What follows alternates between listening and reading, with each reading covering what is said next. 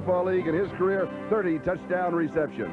Marcus Allen, number 32, the number 2 rusher in the National Football League. Last week in the ball game against Denver, he carried for 173 yards.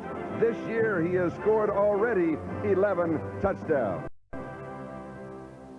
For the Atlanta Falcons, the number 1 rusher in the National Football League with 1,248 yards, 12 more than Marcus Allen, the great Gerald Riggs. Rainy day in Georgia, and it will be cold this afternoon. The temperature in the low 50s and dropping. Storm warnings out until 5 o'clock this afternoon. That's just about an hour from now. Hello, everybody. I'm Charlie Jones, and this is Sam Ritigliano. And, Sam, the field, it has been covered, but because of the rain and the weather, it'll be slippery and muddy in some spots. What effect will that have on these 2 great running backs? Well, the 2 backs are going to enjoy it, finally being in the mud. But the ball does take 20 bounces during a day like today. Now, let's talk about Marcus Allen having another great year. Marcus Allen is the consummate running back. He runs, he blocks, he throws, he catches it. Watch him operate out of the I formation today, and the 2 things that he does well is he eludes tacklers and many times makes yards when the blocking is not there. For the Atlanta Falcons, Gerald Riggs is the leading rusher in the National Football League, ironically drafted just ahead of Marcus Allen, but this is the first year that everybody has found out how great a running back he really is. He's having a Pro Bowl year, and he's done it under adverse conditions. The offensive line has been plagued with injuries the entire year. He's big, he's strong, and when he gets into the open field, he can hit that home run. So today on NBC Sports, you will see the 2 best running backs in the National Football League. Atlanta against the Raiders in just a moment. Today, from Atlanta Fulton County Stadium in Atlanta, Georgia, it's the Los Angeles Raiders versus the Atlanta Falcons. Brought to you by L.A. from Anheuser-Busch. With half the alcohol of our regular beer, sometimes it's the perfect thing to say. By Radio Shack, a division of Tandy Corporation. And by Burger King. Aren't you hungry for Burger King, Herb?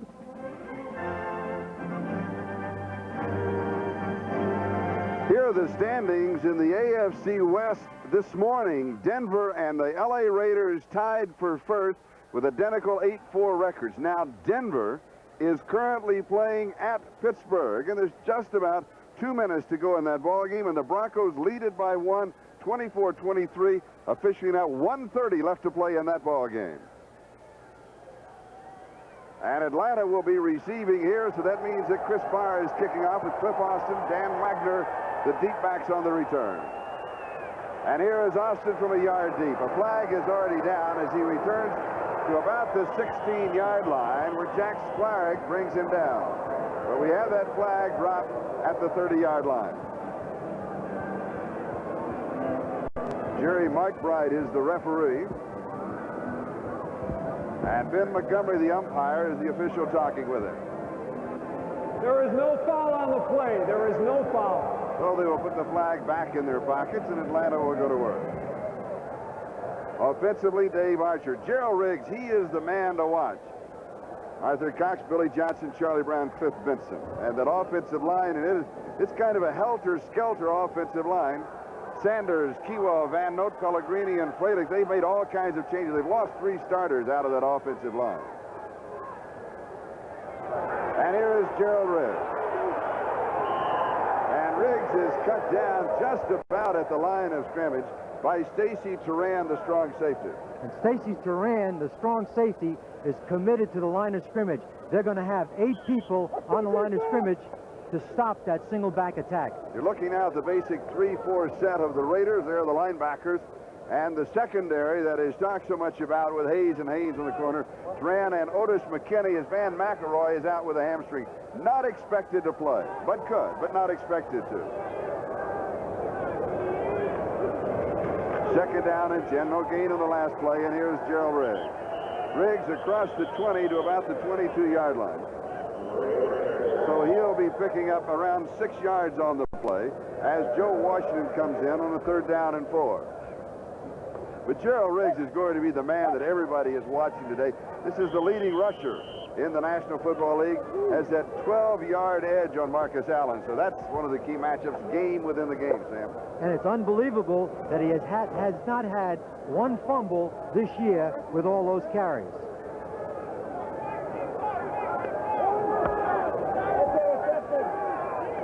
Third down and 4. Ball game just underway.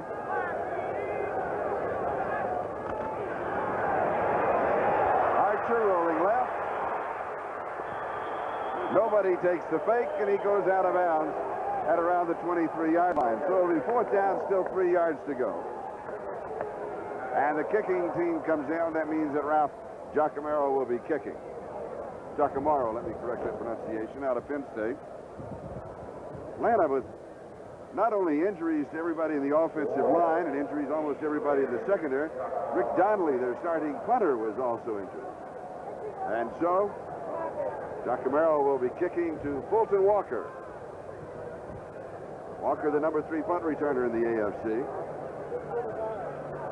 Atlanta with a 2-10 record, and the Raiders with an 8-4 record. Good catch. Taken at the 31-yard line. To the 40, the 45, 50. And is brought down by the kicker. Ralph Giacomo saving the touchdown. Fulton Walker with an outstanding return. The kicker kicked a blue dotter. It was a returnable ball. He did not give his coverage a chance to get back down there as we look at Giacomo. Excellent return by Walker, but it was a line drive punt. 34 yards on the return by Fulton Walker. And here's the punter at work.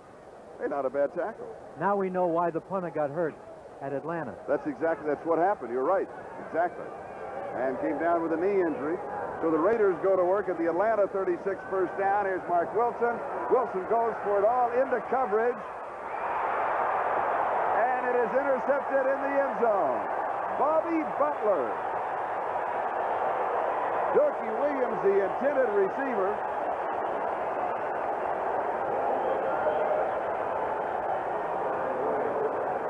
The Raiders want to go back to the vertical game, go to the deep pass, but watch Butler now on Dookie Williams. Butler has excellent position, reaches over to the outside and makes an outstanding catch, but the ball was thrown deep, and Bobby Butler, number 23, made a great...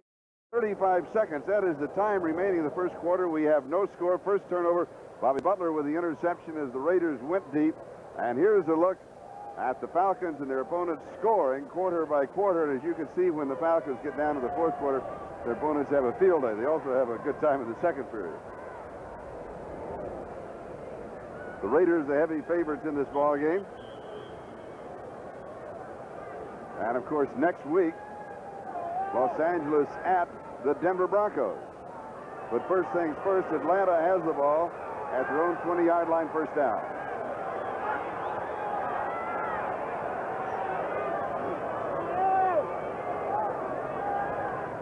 Little play action to Gerald Riggs, and the Falcons go deep into coverage, and the pass is caught by Billy White Shoes Johnson at the Raiders' 40-yard line. Lester Hayes with the coverage, a gain of 40 on the play. Hayes played him well, just an excellent offensive play, Sam. Outstanding. It was an excellent throw by Dave Archer. He play action fakes to Riggs. Now he's coming back. Now he wants to throw the ball right over the helmet of Lester Hayes, the corner. Watch it go right over his helmet, and Billy Johnson makes a nice catch. Good concentration. Now Howie Long on Freilich, he falls down, and this is going to be a key matchup all day long with Bill Freilich and Howie Long. The Falcons are first down at the Raiders' 40-yard line. Little counter step to the left. Here comes Riggs back to the right. Has the first down. 26-yard line. Gain of 14 yards on the play and a first down. Lester Hayes with the tackle for Los Angeles. So the Falcons showing an offensive thrust here. The thing that can help them more than anything right now is to get on the board. That can establish something in this football game. Fourth quarter, Denver 31, Pittsburgh 23. Well, that's been back and forth. That changed fast. Yeah.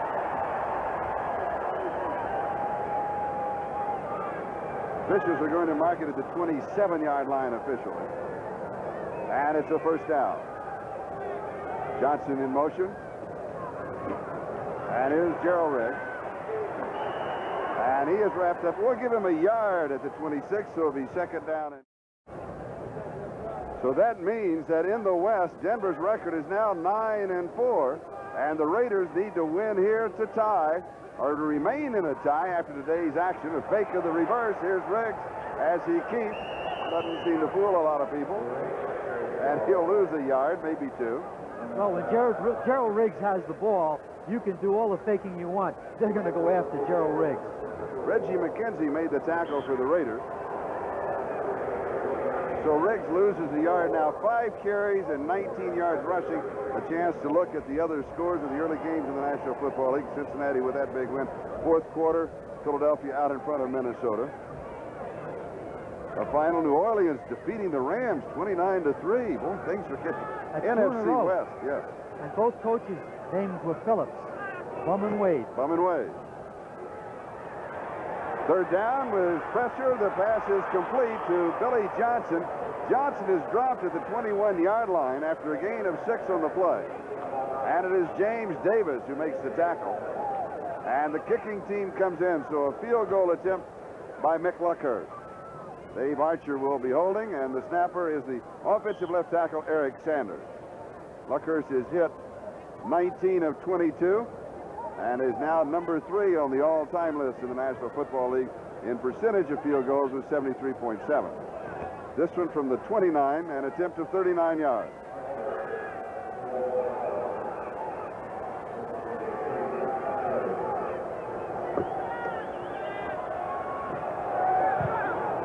From 39 yards away, it is good.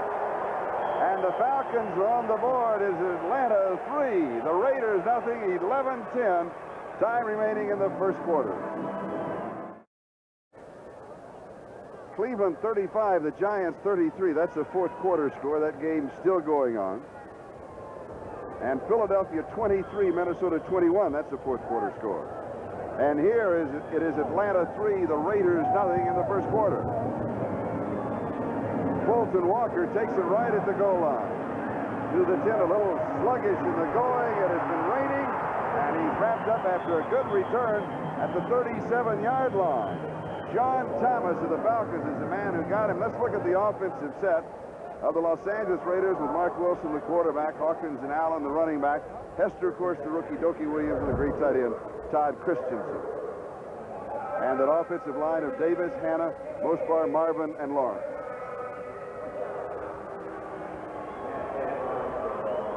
Illegal procedure on the kickoff against the Falcons. It is refused. And the Raiders have the ball at their own 37-yard line.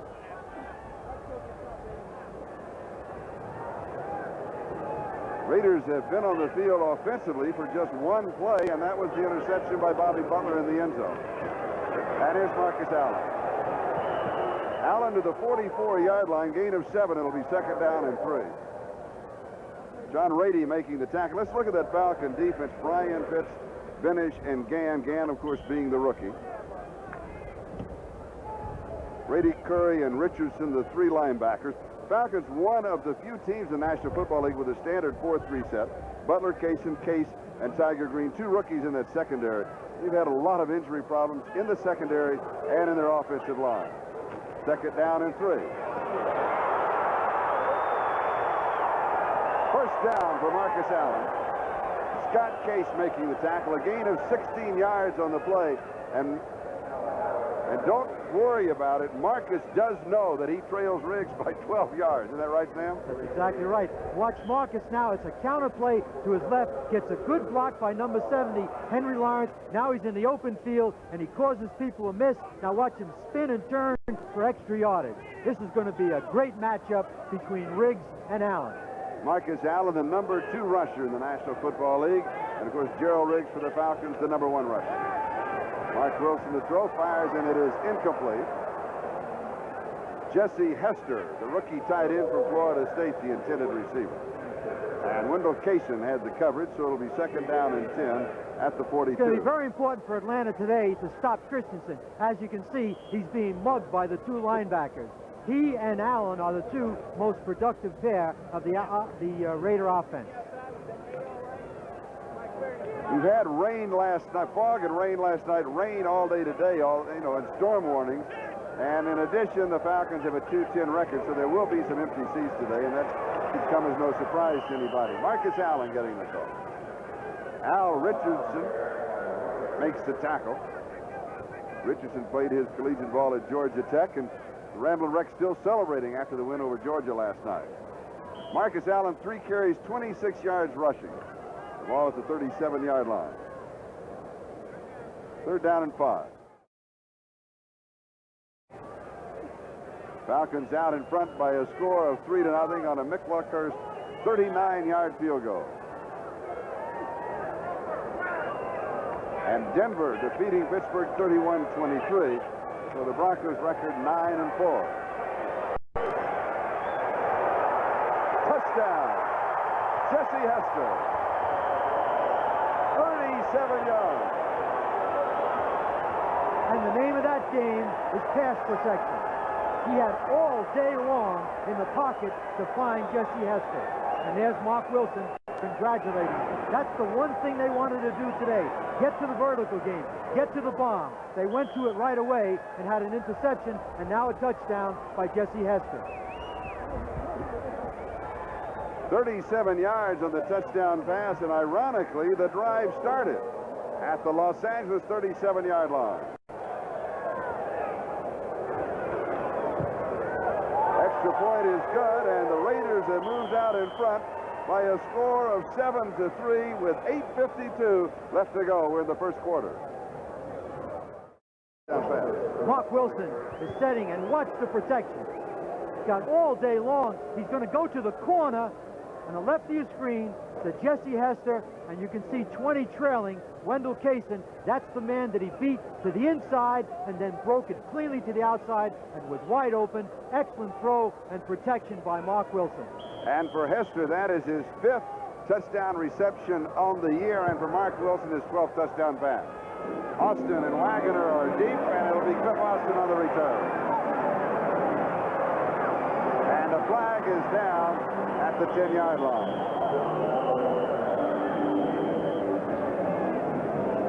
Jerry Robinson had the coverage of the special teams for the Los Angeles Raiders. And the penalty will be against the Falcons.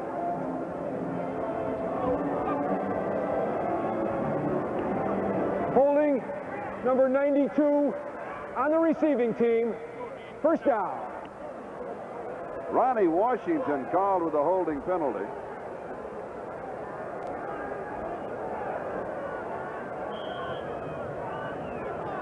This is what will hurt their offense more than anything. Facing a 95-yard drive when you want to run the football with Gerald Riggs.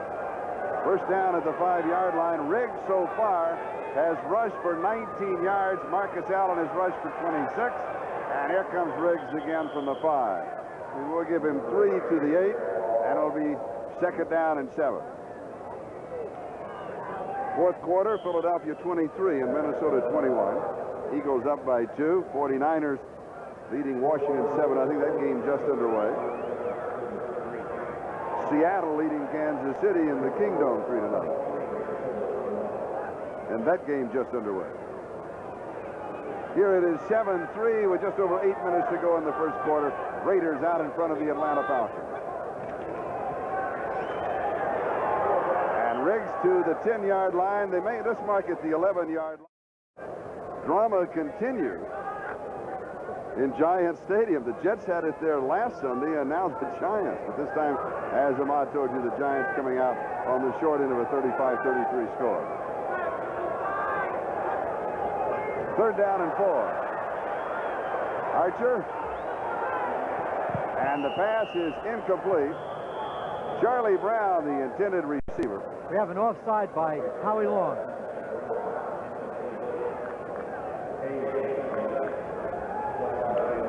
Offside, number 55, defense, first down. Matt Millen. Matt Millen. Tagged with the offside. That'll take the ball to the 16-yard line, and it'll be a first down. Correction, number 75 offside. Aha. 75. It was Howie Long. That's why they have erasers on pencils, Charlie. And there's Howie Long, a little too quick, and they gave them a key first down because now they're out beyond the 15 and they have some operating room. They need to knock out a couple of first downs now and not have to punt and give the Raiders good field position. In track, you call that a rolling start that he got. He was off and moving. Here's Riggs. A couple of yards to the 18-yard line. It'll be second down and 8. Otis McKinney making the stop. Now, Dave Archer has not been that impressive as a throwing quarterback. Had a terrible game last week, replaced by Holly. Holly was not, he wasn't that impressive either. So everybody knows that Riggs is going to be carrying the ball, including the Raiders' defense. So they are geared to stop Riggs. What they have to do is they have to throw more on first down. They have to throw off play action because the Raiders are a good enough defense to stop Riggs or control him. Second down and 8.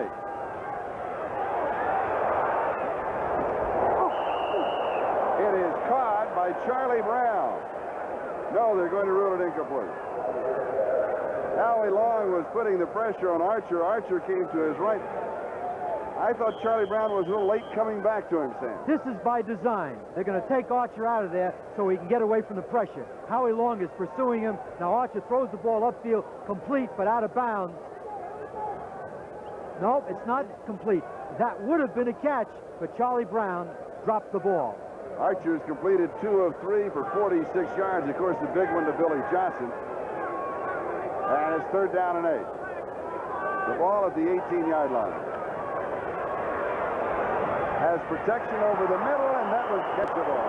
Anthony Allen juggled it and dropped it. Lester Hayes was chasing him. That was not the quarterback's fault. Archer laid that one in. He laid it right in there. We had good protection, and Anthony Allen should have made that play. Archer is trying to find the single coverage right now. He finds it right in the middle of your screen. He hits him right in the hand. Allen has the ball. He could have taken it for more yardage and dropped the football, and they need to make plays if they want to stay in this football game. He should have made the catch. Lester Hayes had very tight coverage on him, but that's the kind that you have to make. Giacomo will be kicking, and Fulton Walker will be returning. Taken at the 47-yard line. He'll have 7 yards on the return to the Atlanta 45, a 35-yard kick. We've got a timeout. Tom Pridemore was there for the Atlanta Falcons. Raiders lead it 7-3. Split possession. Atlanta has had the ball 6 minutes and 21 seconds. The Raiders 2 minutes and 20 seconds, and the Raiders lead it by a score of 7-3. Field position has really hurt Atlanta. Giacomo has punted the ball poorly, and he's given the Raiders an opportunity for return to football. And now they're on their own 45-yard line, Atlanta that is, and the Raiders have good field position. Right now, the Raiders are operating on a short field, and Atlanta is operating on a much longer field. And both fields are very wet. Could be slippery and will be muddy after they're churned up. There was a tarp covering the field due to the rain, but it's still underneath. It still has that dampness that just comes through.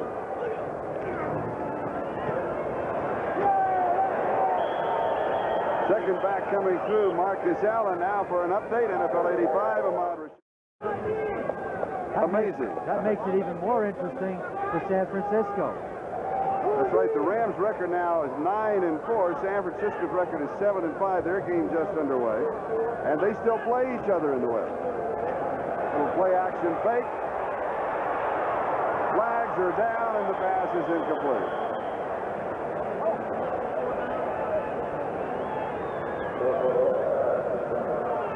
Trey Junkin, the intended receiver. Wendell Cason, number 20, the rookie out of Oregon, signed as a free agent.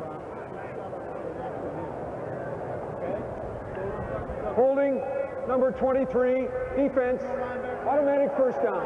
Holding on Bobby Butler. Butler with the interception for the Atlanta Falcons. That was in the end zone of the Raiders' first offensive thrust. They were trying to isolate 2 receivers, and it was a play action, and I think Butler got fooled, and he grabbed the receiver. First downs are even at 3 apiece, just over 5.5 minutes time remaining. We're in the first quarter. Is Marcus Allen. And Allen just scoots through across the 35 to the 34-yard line. Their Buddy Curry, the leading tackler for the Falcons, brings him down. No, they'll mark it even more. Let's give him to the 33.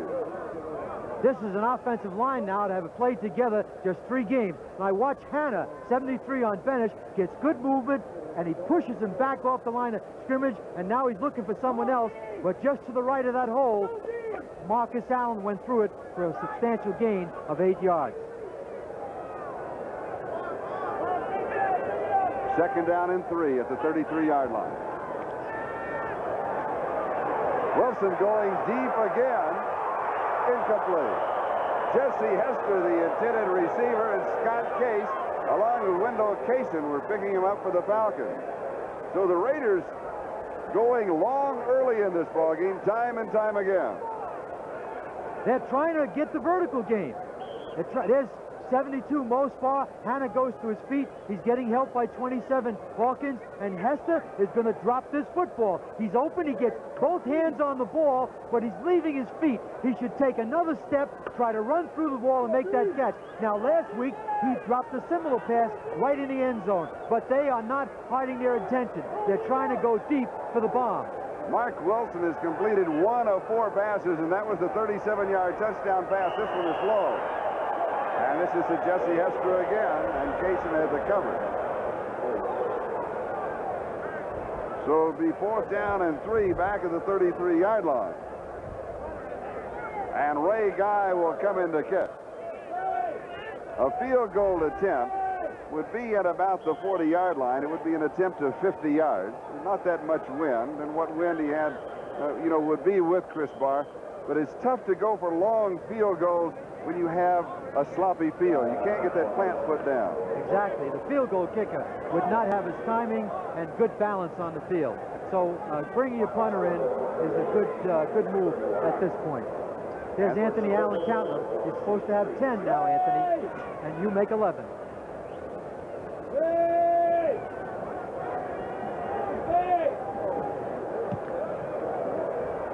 Guy going for the right-hand corner, and he's not going to get it. It'll be a touchback, and we'll bring it out to the 20-yard line.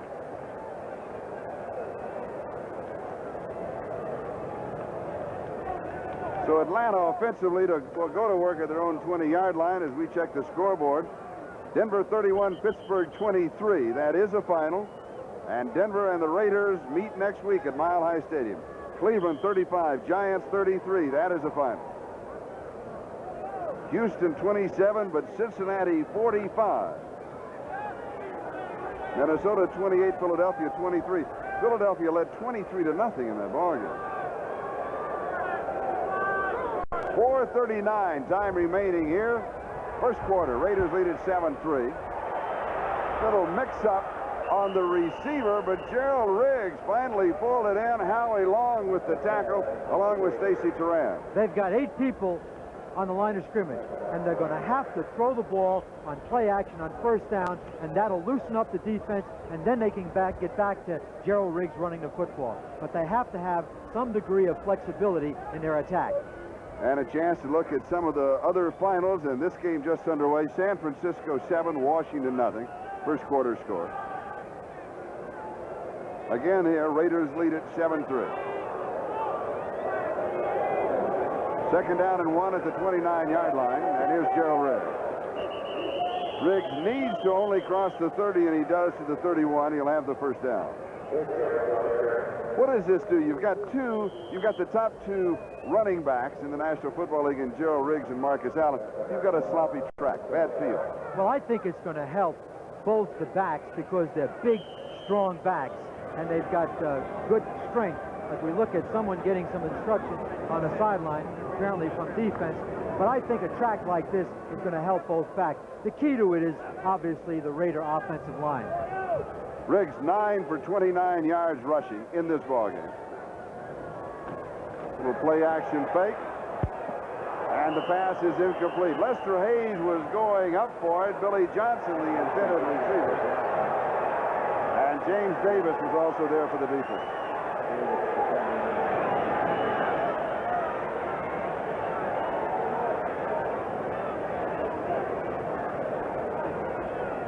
play action pass because they're trying to get some protection, but 30 is the strong safety, and they're getting pressure. That's Howie Long and Bill Pickell, and they're knocking the quarterback on the ground. It doesn't make any difference right now, but it does as the game goes along.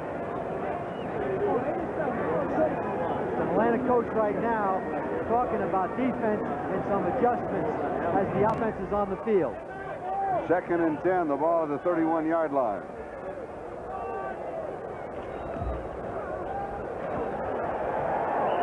Riggs just keeps coming. He has 7 yards to the 38. So it'll be 3rd down and 3. Stacy Turan and Reggie McKenzie stop him at the Atlanta 38-yard line. 3rd down, and that means that Riggs will come out, and Joe Washington comes in to replace him. Washington, formerly with the Washington Redskins, acquired in a trade this year. And, of course, with San Diego, Baltimore, Washington, now Atlanta, was the Chargers' #1 draft choice back in 1977. 3rd down specialist, 3rd down and 3. Excellent receiver.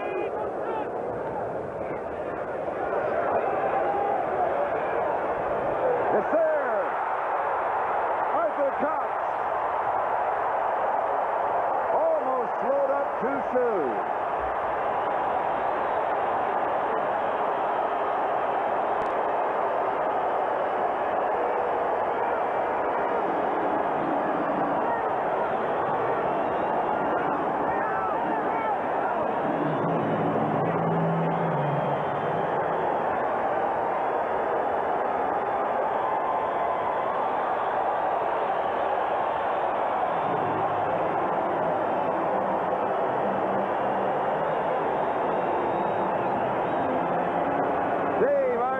To Arthur Cox, 62 yards. They moved the quarterback to help in their protection, and Stacy Turan made the critical mistake. He went in for the interception, and he was the last defender, and Arthur Cox went all the way for a touchdown. Should never gamble. It's better to make the tackle and line up for a 1st down rather than give up the touchdown. An 80-yard drive in 5 plays. The Falcons have regained the lead. The score, Atlanta 10, the Los Angeles Raiders 7, with 2:29 left to go in the 1st quarter. Watch Dave Archer now drop back, and he'll go by design to his left so he can have protection. Now he can see upfield. He throws the ball. Now watch 30 go in for the interception, and you cannot do that, and that allowed Cox to go all the way for a touchdown. Stacy Turan should have stayed behind the receiver and gone through him to the football. You just don't gamble when you're the last line of defense. And the result is Atlanta is ahead now, 10-7. And you wonder about the kind of shake-off move by Arthur Cox when he said, to his opposition, I've got it. But Arthur Cox is 6'2", weighs 255 pounds. The reason for that, Charlie, is the play before that, Arthur Cox and Stacy Turan got into an altercation. So he was taunting him as he crossed the end zone. Today's telecast presented by authority of the National Football League, intended for the private use of our audience. Any rebroadcast or other use of this telecast without the express written consent of the Atlanta Falcons and the National Football League is prohibited. McClucker's kicking off for the Falcons with Sam Seal and Fulton Walker deep. And here's Sam Seal on the return. 11-yard line. Good play by Ronnie Washington, the linebacker, down very quickly on the special team. 8th-round draft choice out of Northeast Louisiana State. And he's their best special teamer, and they call him Clubber, because when he hits them, he clubs them and they go down. Here's the Clubber at work. Here's the Clubber at work, 92. Now watch him. Leave your feet. Just dive and leave your feet. Catches Seal right on the heel and knocks him down on the 10-yard line. 1st down for the Raiders. Marcus Allen, the remaining back. And Allen is dropped for a loss, wrapped up by Mike Pitts. Big defensive play as the Falcons rising to another level of excellence. Isn't it amazing how one big play can arouse the whole team? Right now, they have gotten what they needed. They're ahead, and they're making big plays, and they've got the Raiders pinned back. Dan Henning is on the sideline, and I'm sure he's enjoying it as of right now. Marcus Allen thus far 6 carries and 30 yards rushing. It's second down and 13, the ball at the 8-yard line.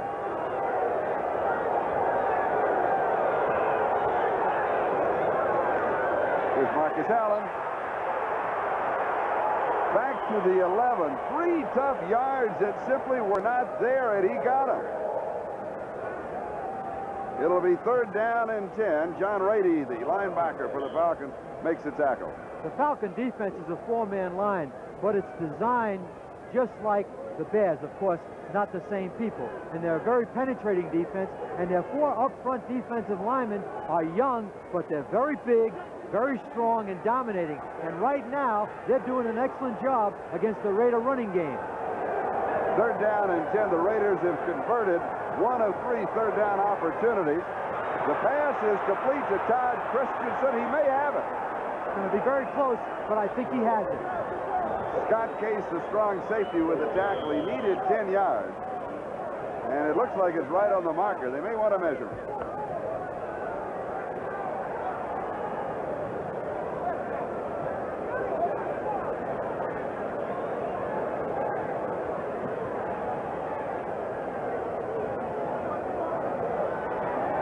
About 4 inches shy. So it'll be fourth down and inches. And you've got to kick. You cannot make a mistake on this kind of a field. Not at this stage of the game, but aren't those spots critical? It's almost like brain surgery when they spot that ball, and 4 inches means a possession, or you have to bring your punter in to give up the ball. So Ray Guy will be kicking to Anthony Allen. Ray Guy saying, now punting has changed in the 13 years that he has been in the National Football League. When he first came in, it was pure distance, and now it's more accuracy.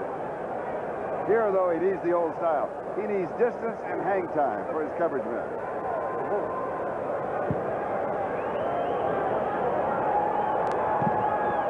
Oh, he's got it. The consummate professional at work. Oh, that is gorgeous. That really is. And the thing that he did very well, Charlie, he kicked it deep and high, but away from the returner. There was no way he could feel that ball and get it back upfield. And that was key because they would have really had to trade poor field position. Now watch Guy now hit the sweet spot. Watch him follow through and watch that leg rise up. And he knows right now that he hit the meat of that football and got an excellent kick that was non-returnable. 56 yards for Ray Guy. The ball at the Atlanta 24-yard line, first down Falcons, and the Falcons lead by 3, 10-7. 18 seconds time remaining in the first quarter. And Billy Johnson comes in motion to give to Gerald Riggs. And Riggs will have a yard to the 25-yard line. It'll be second down and 9. As the first quarter comes to a close with the tackle of Bill Pickel. So we can put it in the books. After 1, the score, the Atlanta Falcons 10 and the Los Angeles Raiders 7 at the Atlanta Fulton County Stadium. We'll be back with the second quarter. Long, leading the Raiders in sacks with 8.5 coming into the ballgame. And he'll play all over that defensive line if you don't watch it. And that's vogue in the league right now, much like Mark Gastineau. And what they want to do is make sure no offensive lineman can spend the whole week knowing how they're going to block Howie Long. They try to put him all over the place, which gives them a lot more of an advantage of rushing the passer. Second down and 9. Falcons leading 10-7 as we start the second quarter. Billy Johnson in motion. Dave Archer to throw, has pressure, goes deep.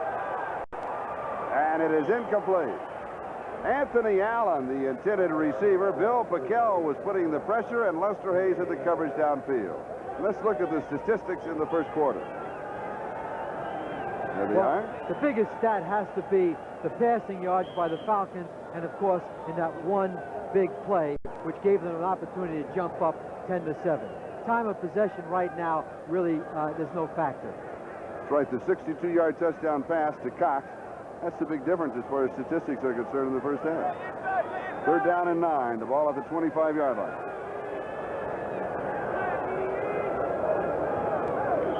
And we have jumping by the Raiders. Bakel made contact first. The question is whether or not he was drawn off. You know, offensively from tackle to tackle, once they go down to the 3 or 4 point stance, you cannot move. Ball start, number 64, offense. And it was Joe Pellegrini who did move, formerly with the New York Jets. That'll take the ball back to the 20-yard line, and the down goes over. It'll be 3rd down and 14. And penalties, the Raiders 1 of 5. Atlanta 4 for 20 in the ball game. This is a very difficult down because they can't hit an inside receiver and get to 13 or 14 yards because they're not going to be able to hit their outside receivers with Haynes and Hayes matching up on them. Anthony Allen in motion. Archer to throw, and he is sacked. First sack of the ball game.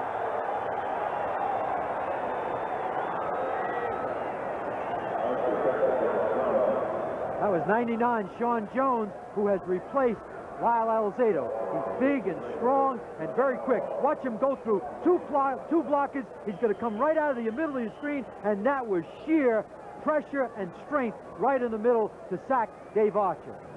But what it also means is that Giacomo will be kicking the ball now back at the 11-yard line. And with any kind of a return, the Raiders are going to have great field position. He better not kick a blue darter because that thing will come right back in his face, and they're going to get the ball at midfield. Fulton Walker back to the 50 and to the 47-yard line of Atlanta. 44-yard punt, a 7-yard return. Thomas Benson makes the tackle for the Atlanta Falcons. We've got a timeout. We'll be back in just a moment. Jones, Sam Rutigliano, 14 minutes, 24 seconds. Time remaining in the first half. Atlanta 10, the Los Angeles Raiders 7. Raiders with the first down at the Atlanta 47-yard line. And here's Marcus Allen. Marcus, thus far, prior to that carry, had rushed for 33 yards. This play goes to the 42, so you can add 5 more to his total. 8 carries, 38 yards. Rick Bryan and Buddy Curry on the tackle. Watch 60, Kurt Marsh, #1 draft choice, who broke his arm early in the year. He really doesn't make any kind of a block, but Marcus Allen, as we said earlier, he eludes tacklers, and even when the blocking's not there, he'll pick up his 4 or 5 yards. But Kurt Marsh is a very fine offensive lineman who, as I said earlier, hurt his arm during the course of the preseason.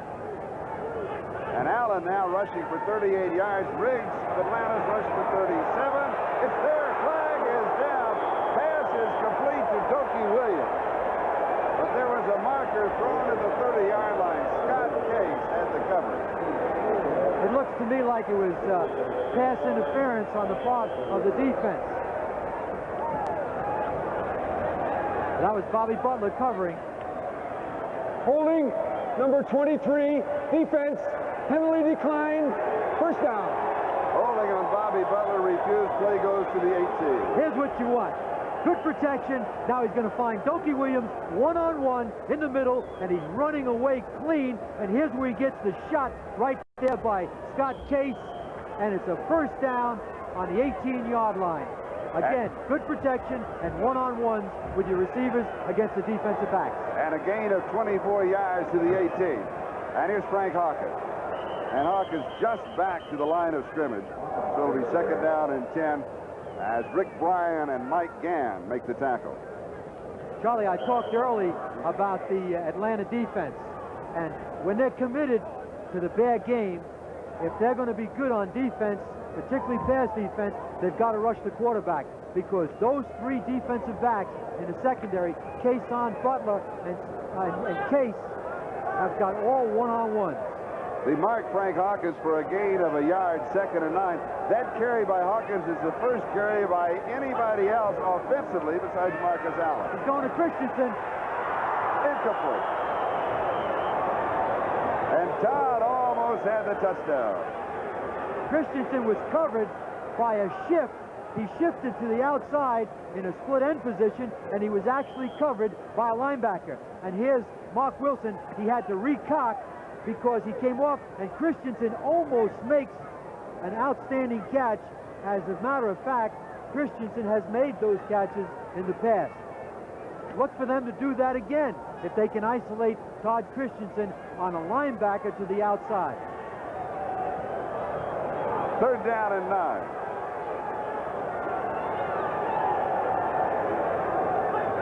Got a blitz. Barely released in time by Mark Wilson. Tim Moffitt tried to pull it in. It was John Rady who was putting the pressure on.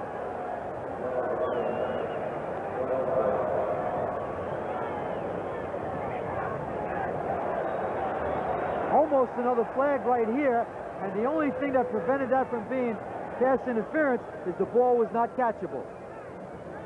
There was a motion call against the Raiders, and I have a feeling it'll be refused. Number 46, offense, penalty declined, 4th down. Ball on Todd Christensen. As Todd Christensen, you see, he was not set, and he had to be set, even though he's a tight end. He was moving that right arm. 5-yard penalty declined. Now the Raiders are trying to kick a field goal to tie this football game up. You have to be set, completely stopped for that 1 second, unless you are the man in motion parallel or away from the line of scrimmage. Well, all offensive linemen have to do that, but that's not necessarily true for tight end. He was actually moving forward. 35 yards away, the field goal is good, and the Raiders have tied it up. The score, Los Angeles 10 and Atlanta 10 with 12 and a half to go in the first half. This is Charlie Jones, Sam Retigliano at 10-10 tie. Are you surprised at this point in the ball game? Well, I'm surprised, but I think the drop pass in the end zone by Moffitt and the play by Stacy Torrens, which he went in front of Arthur Cox, has helped Atlanta. And we said at the top of the show that Atlanta was going to have some help from the Raiders, and they have thus far. And also with this kind of a day, with a kind of a sloppy field, rain during the day, that, you know, like you said earlier, some strange things can happen. And it's still early, and they're in the football game. The kickoff goes through the end zone for the touchback. We'll bring it out to the 20-yard line, where Atlanta will go to work. The last score that we had in on the San Diego-Buffalo game, the Chargers led it 10-0. A Dan Fouts to Charlie Joyner 38-yard pass. Bob Thomas with a 29-yard field goal. There it is, 10-0. San Diego in front of Buffalo. As we know that game is blacked out in San Diego, so many of the Charger fans are watching this telecast.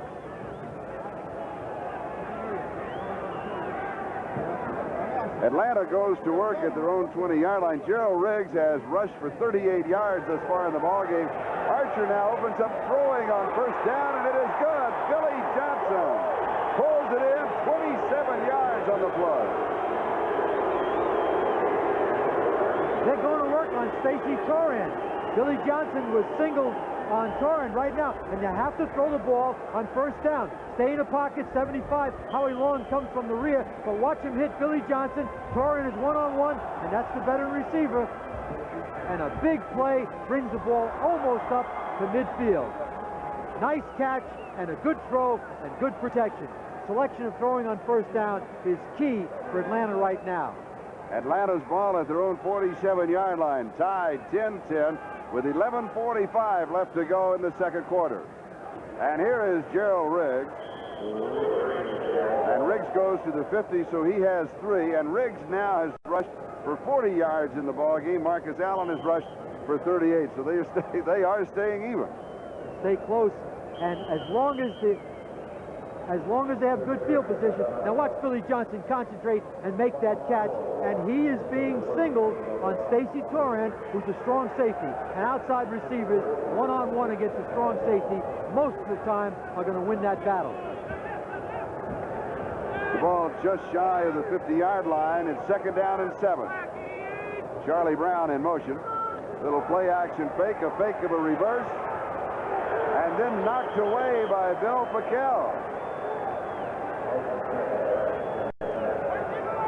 It's play action. They fake the reverse to Billy Johnson, and they want to throw a nice short pass to Arthur Cox, and Bill Pickell, 71, knocked it down.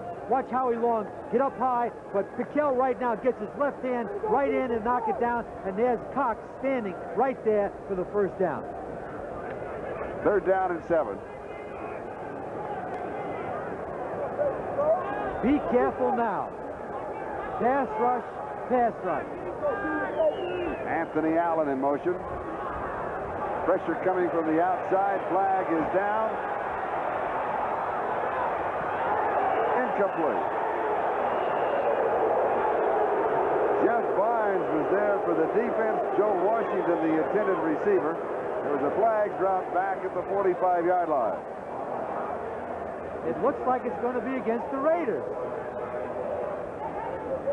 Raiders were offside, so it's 3rd down and 7. The down will go over. Offside. It'll be 3rd down and 2. Number 30, defense, 3rd down.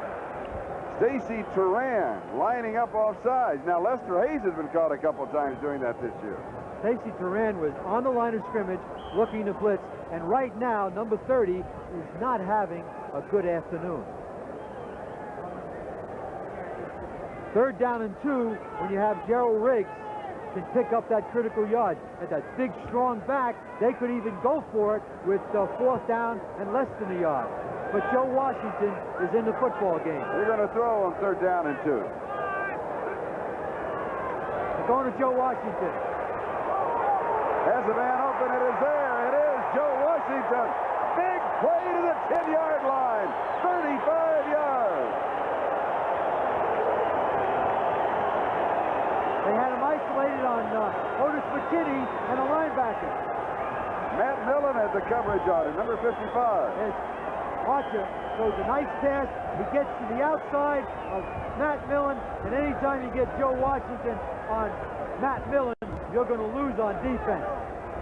Now watch him. Coming out of the backfield, he's going to swing out to his right. Now watch him. Start a step, turn upfield, gets a perfect throw, and key 1st down now on the 10-yard line. Matt Millen needs help when he's got Joe Washington. 1st down just outside the 10. Here's Riggs. Has to step over his own man. He's got it.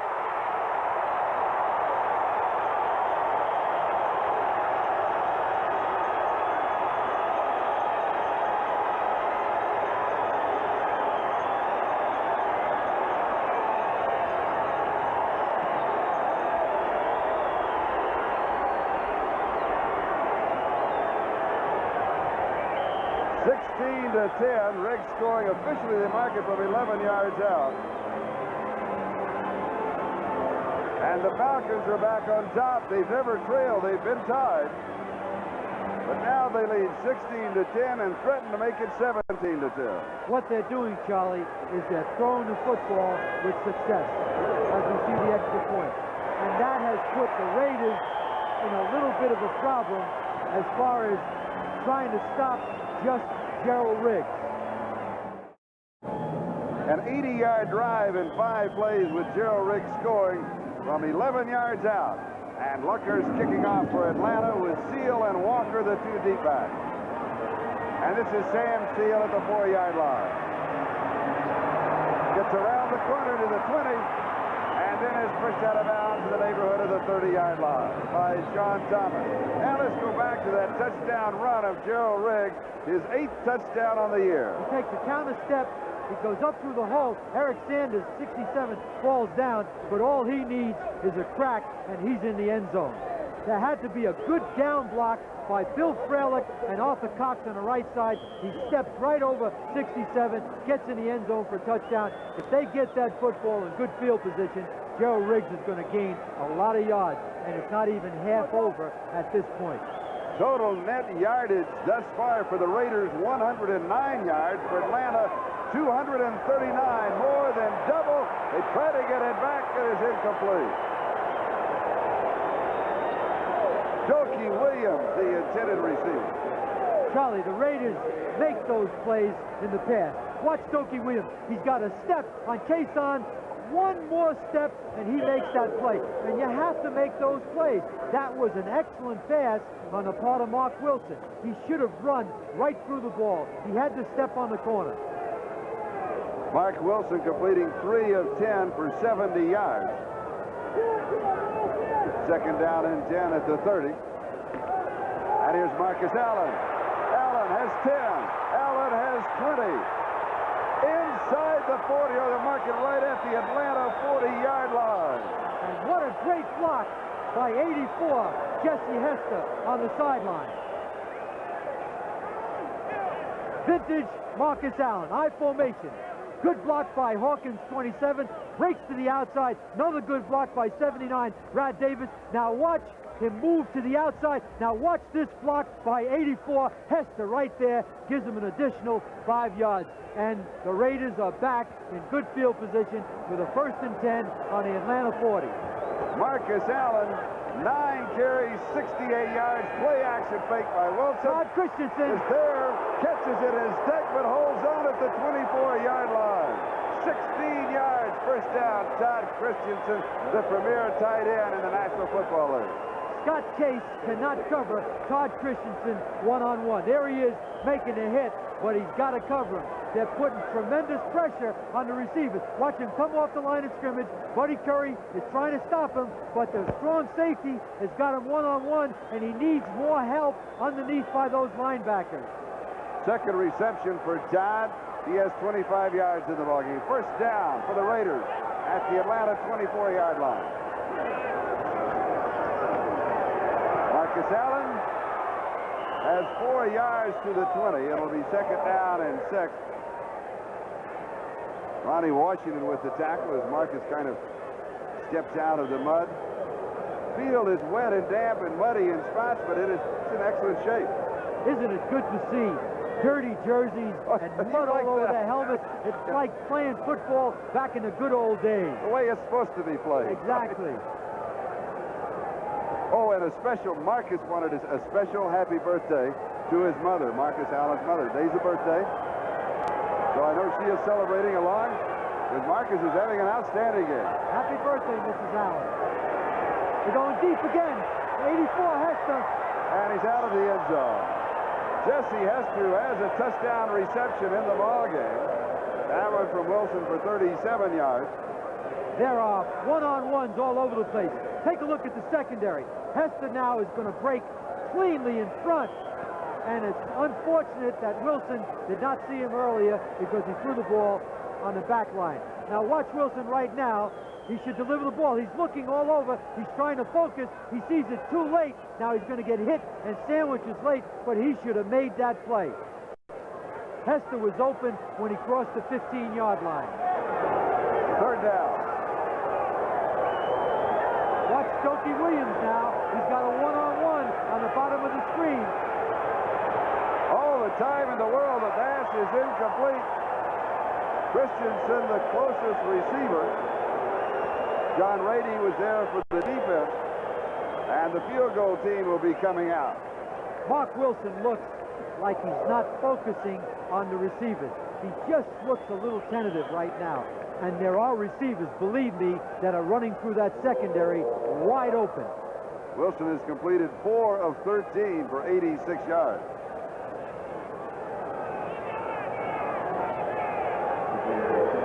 Field goal attempt of 37 yards by Chris Barr. And it is no good. Missing to the right. So Chris Barr has hit from 35, but has missed from 37. Let's watch. No, he had a good plant. He just missed it to the right. Looking to see if that plant foot slipped. And the Falcons take over at the 20-yard line. Atlanta leading by 7, 17-10. With 7 minutes and 50 seconds left to go in the first half. Just remember now, what's moved their offense is Gerald Riggs, but they've had big plays, and they've thrown the ball on first down. When they've thrown the ball on first down, they have had more success than running it on first down. They come back with Riggs. And he'll get a couple of yards to the 22. Sean Jones makes the tackle. And it'll be second down and 8. The Raider defense going into the game is geared to stop Riggs. And so the passing game by Atlanta is a surprise. And as a result, they're moving the football because they have good balance in their attack. San Francisco 14, Washington 5. That's a strange combination of scores in the second quarter. Wendell Tyler scoring. The 49ers from a yard out. And rushing Riggs 53 yards, Marcus Allen 73. With still over 7 minutes to go in the first half. Johnson in motion. The play action fake on second down. And here comes the Raiders. Their second sack. We'll give this one to Bill Pickell. Sean Jones got the first one, the 49th on the year for Los Angeles. Second and 10. They're not going to worry about the run, and they're going to turn everybody loose. And Atlanta's going to be in trouble as they look at those down and distance situations where the Raiders can rush their up front people. So mark the ball at the 17-yard line. It's a loss of 5. Third down and 13. They might go to Joe Washington again. He's the only back in the backfield to try to isolate him.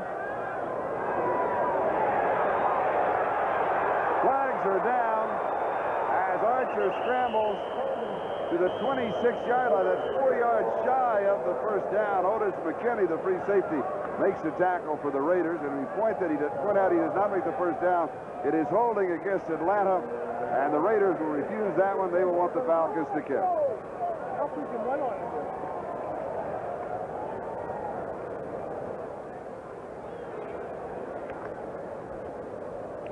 Holding number 67, offense, penalty declined, fourth down. The call on Eric Sanders, and Sanders will now move over from left guard to center, and he'll be snapping on the punt to Ralph Giacomello. He spent the entire week worrying, making sure Howie Long was on the left side, and Howie Long is spending the whole day on his side. I'm not too sure he's happy about that. A computer that Atlanta had was wrong. And Fulton Walker is set for the return.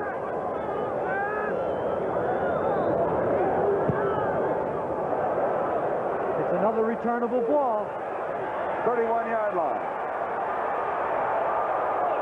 Almost broke it for a big one. The return to the 44. 10 yards on the return. The punt is good for 44 yards. Al Matthews is there on the special teams for the Atlanta Falcons. So now with 5:59 time remaining in the first half, it is 17-10 Atlanta. Raiders have the ball, and here's a program note. Next Sunday on NBC, the Colts at Chicago against the Bears. That'll be a big one. Jets at Buffalo, Miami at Green Bay. The late games, the Raiders at Denver. Denver won today, and Cleveland at Seattle. So the Raiders in first place, right and now. Cleveland's in first place. Right now. Exactly. And the Raiders, in reality, a half game out. If they can come from behind to win here, then they'll be in a tie. Otherwise, they've got their problems playing at Mile High Stadium. Marcus Allen will lose the yard as Rick Bryan was there to crush it.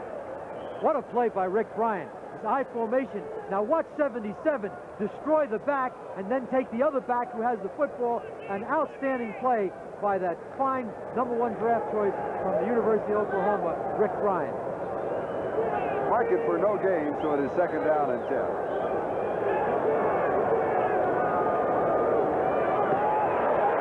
Wilson has pressure, and he is sacked at the 31-yard line. First sack for the Atlanta Falcons, and David Fry got it, the linebacker from Purdue. David Fry is substituted in that situation because of his speed. Now Mark Wilson is looking to go deep, trying to find somebody, and nobody blocks 58 David Fry, and he makes the sack. There had to be a lineman or a back to pick up that linebacker, and Fry came free, and now the Raiders are facing third down and a lot of yards. Third down and 22. The ball back at the 32-yard line. Spotted. And they're moving on the 5-minute mark. Time remaining in the first half. The Raiders trail 17-10. Denver defeated Pittsburgh 31-23, and the pass is incomplete. Doki Williams, the intended receiver, Bobby Butler, had the coverage. It'll be fourth down and 22, and that means that Ray Guy will come in to kick, and the Falcons could have good field position. Mark Wilson has to throw the ball 23 yards to get a completion. Secondary is laid back in zone coverage, tries to get the ball to Doki Williams, but it's an errant throw, thrown out of bounds, and right now, Mark Wilson needs to get his act together because they can throw the football successfully today against Atlanta, but their quarterback right now is having trouble finding those receivers. Ray Guy will be kicking to Anthony Allen. Oh, here's another great kick. And Allen chases it to the sideline, stays in bounds, goes into the end zone. Almost went out of bounds along the near sideline. 68 yards on the kick. You've got to take 20 off for the net. But, oh, what an awesome display of punting by Ray Guy. Watch it. Right over the head. Now watch it take the bounce. And instead of going out of bounds, which it usually would do, it goes right into the end zone. Another outstanding kick. Right now, Ray Guy is keeping Atlanta in poor field position, whereas Giacomaro is doing the opposite for his offense. Falcons at their own 20-yard line, first down. Atlanta leading the Raiders 17-10 with 4:44 left to go in the second quarter. Here's Gerald Riggs. Riggs has 6, we'll give him 7 yards to the 27. It'll be second down and 3 as Otis McKinney makes the tackle. Otis starting at free safety. Van McElroy with that hamstring. The Raiders would like to keep him out for this ball game and then have him come back in possibly next week and play at Denver. If Otis McKinney is going to have to tackle Gerald Riggs, he's going to have an unpleasant afternoon. Second down and 3, and Riggs comes down and Joe Washington comes in. So you look for the Falcons to throw, and Washington can run with the ball out of the backfield. And he does, and he scoots through and has the first down. Needed 3, he got 4 to the 31. Sean Jones and Matt Millen with the tackle. Atlanta has a good game plan. Right now, Joe Washington is in there, the passing down, and there's Gary Petts with the hat on, giving a signal, and they ran the ball with Washington. Right now, the thing that they're doing very well offensively, they have a great deal of flexibility, and that's going to help Riggs even more and more as the game goes on. First down, Riggs back in the ball game. And again, the Falcons have had more success overall throwing on first down than with Riggs running on first down. But here goes Riggs to the right side. And he is caught from behind and will go down at the line of scrimmage for no gain. Jerry Robinson got it. Jerry Robinson is now in the football game, and they acquired that all-pro linebacker from the Philadelphia Eagles. Again, Al Davis making a key acquisition in 1985. Riggs, 16 carries, 60 yards rushing thus far. And, of course, the outstanding defensive play of Reggie McKenzie, the rookie taken in the 10th round of the draft, has kept Robinson on the bench a lot. That's right, and that's bigger than people think for a rookie to make the defensive team of the Los Angeles Raiders. Here's the draw. Bill Packel saves what could have been a first down as he got Gerald Riggs. If he'd have got turned upfield, I'll guarantee you that would have been a first down. And Bill Packel came from the nose tackle position. Now there's Howie Long. Now watch Packel right now. Frelick should have picked up that block. Frelick, number 79, should have turned back and blocked Packel, and Riggs would have dealt with the people in front of him. As Frelick comes through the hole, he has to look for that so that you always block behind the runner, not in front of the runner. They're not playing stand around. They're watching the clock. It is now 2 minutes to go in the first half. They were just waiting on the countdown. We've got a timeout. We'll be back with the last 2 minutes of the first half in just a moment with Atlanta out in front of the Raiders by 7. Earlier today, Denver defeated Pittsburgh 31-23, so the Broncos, their record now is 9-4. They'll be hosting the Los Angeles Raiders Mile High Stadium next Sunday. And right now, the Raiders trail the Falcons 17-10. And, of course, those two teams were tied for the lead in the AFC West early this morning. Third down, 10 yards to go. Archer rolls, throws deep, overthrows the intended receiver. It is intercepted by Otis McKinney. And Otis McKinney has his first interception of the year. Dave Archer would like to have had that one back. because he rolled to his left. He had plenty of time, and McKinney came over with support behind the corner and made the play. It just was a poor throw. Watch Archer rolling again to his left. He wants to make sure he has plenty of time to throw. He's trying to single out. Mike Haynes is covering Charlie Brown, and the ball is overthrown. Now McKinney does the smart thing right here. Stay in bounds. There's less than 2 minutes to play. Get back into the field. Bring it upfield close to the 50. Give your team a chance now to either score a touchdown. We got all the timeouts we need and good field position.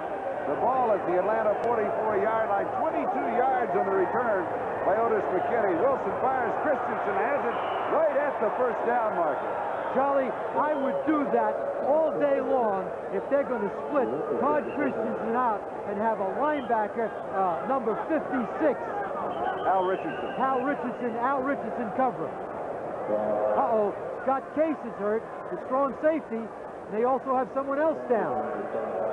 David Fry is also injured. So we've got an injury timeout, and we'll take a timeout back in a moment. The measurement has been taken. It is a first down at the Atlanta 34-yard line. Wilson now has completed 5 of 15 for 96 yards, 1 touchdown, 1 interception. Todd Christensen, 3 receptions for 35 yards. And Sam, you said you just keep going back to it. There he goes right now. They're splitting him out for a reason. He's being covered by a linebacker. Here's Marcus Allen coming inside, and he will have about 2, maybe 3 yards to the 31. It'll be second down and 7. Mike Pitts with the tackle. Charlie, there's no way I would run the ball at this point if you're going to cover Todd Christensen with a linebacker. And I think I've made the point clear. And the Raiders take a timeout, stopping the clock with the ball at the 31-yard line. And 1 minute and 26 seconds left to go in the first half. And don't forget, be sure to stay with us at halftime for NFL 85, updating not only the late scores, but also all of the finals and an interview with Lyle Alzado.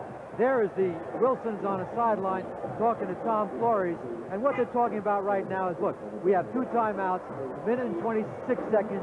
There's plenty of time to move the ball up the field. They don't want to go in now kicking a field goal, although they'll take the field goal. They want to tie this football game up because of the interception by Dave Archer.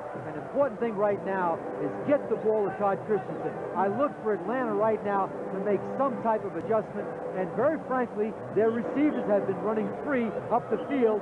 Mark Wilson has just not been able to get him the football, and he's had excellent pass protection. Updating the rushing battle between Marcus Allen and Gerald Riggs. Riggs number 1 in the NFL, Allen number 2. Well, right now, Allen is number 1 by 3 yards overall for the season. Knocked away. Hawkins, the intended receiver. Rick Bryan with the defensive play. Good call. It was a screen, and Rick Bryan couldn't get to the quarterback, but he got his hands up, and he knocked the ball down. Screen pass now. Lay back, lay it off to Hawkins, and as you can see right there, Bryan makes an outstanding play because Frank Hawkins could have picked up some yardage and gotten this ball closer for into field goal range. Now they got to throw the ball upfield and throw for the first down. Third down at the 31-yard line.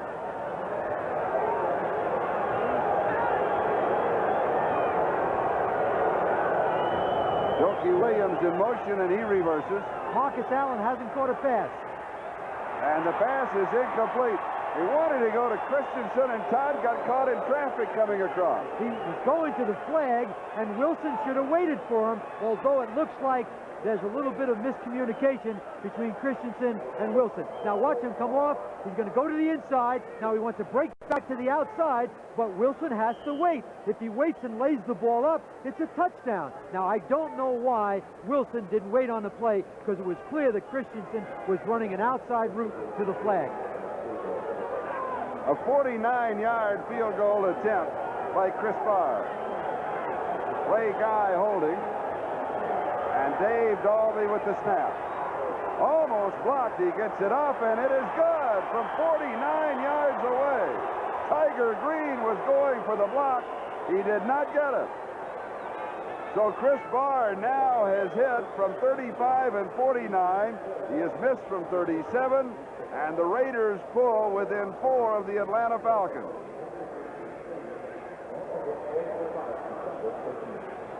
Tiger Green coming from the outside now. He just lays out, and you could actually see both his hands and the ball almost go through both hands. You really have to have a free release if you're going to block the ball from the outside, because the snap and the hold should get it up, and an outside rusher should never block it unless somebody on the wing didn't block him. What do you mean by free release? A free release means that the wingman on the outside of the protection let him go free, and he didn't block him. All you have to do is nudge him, and he'll never block it if you have the proper snap. So if the block comes from the outside, then nobody touched it, right? Exactly. He came in free. All right. Just like the lunches we get every week. Cliff Austin and Dan Wagner are set to return the kickoff of Chris Barr. And Austin will return it from 2 yards deep in the end zone. The gamble does not pay off. 18 yards on the return to the 16-yard line. Atlanta with 2 timeouts remaining. The Raiders have 2 timeouts remaining. And we have 1 minute and 9 seconds left to go in the first half, with Atlanta leading 17-13.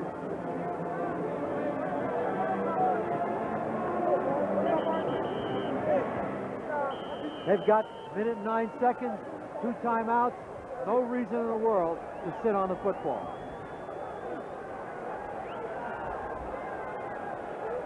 Officials are going to spot the ball at the 17-yard line. They mark it first down.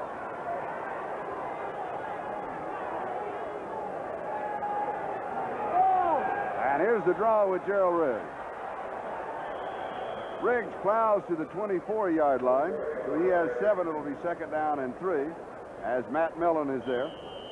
They're not going to use the timeout, so they're going to sit on the football.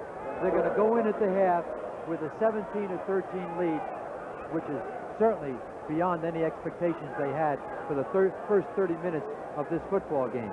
Because the Falcons have won only 2 games prior to this game. The record is 2-10. 2 weeks ago, one of the 2 teams that they have beaten this year, the Los Angeles Rams, 30-14, but they did that one on turnovers. There were 5 turnovers in the ball game that capitalized on that.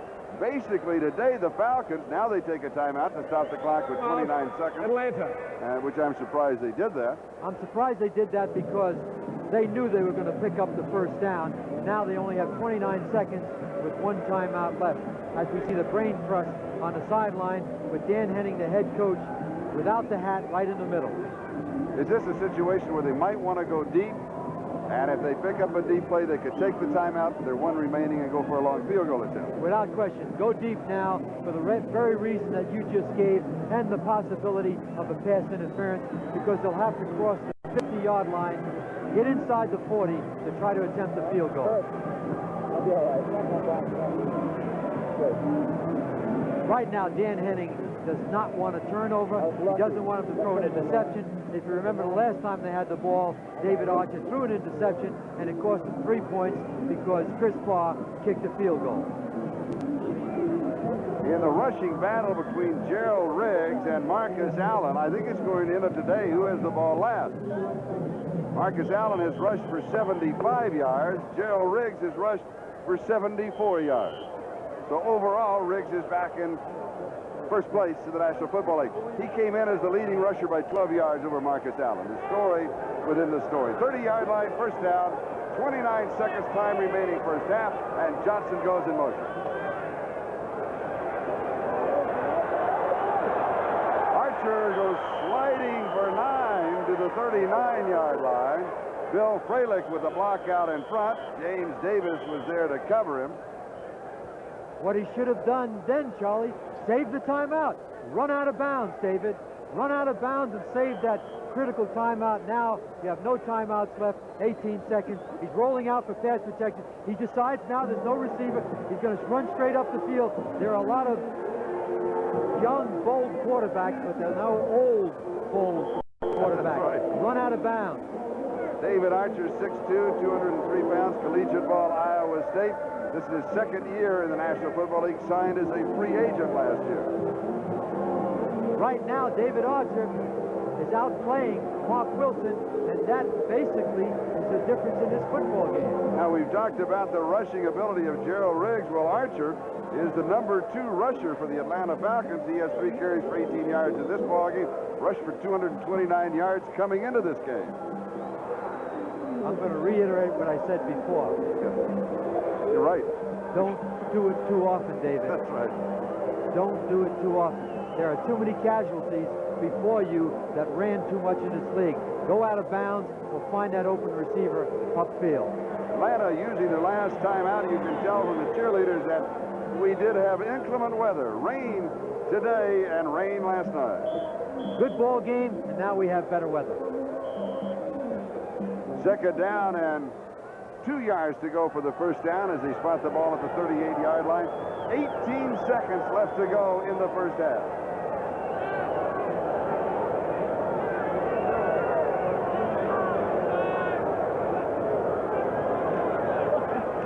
And here is Riggs has the first down and goes out of bounds, stops the clock with 13 seconds. James Davis was chasing him.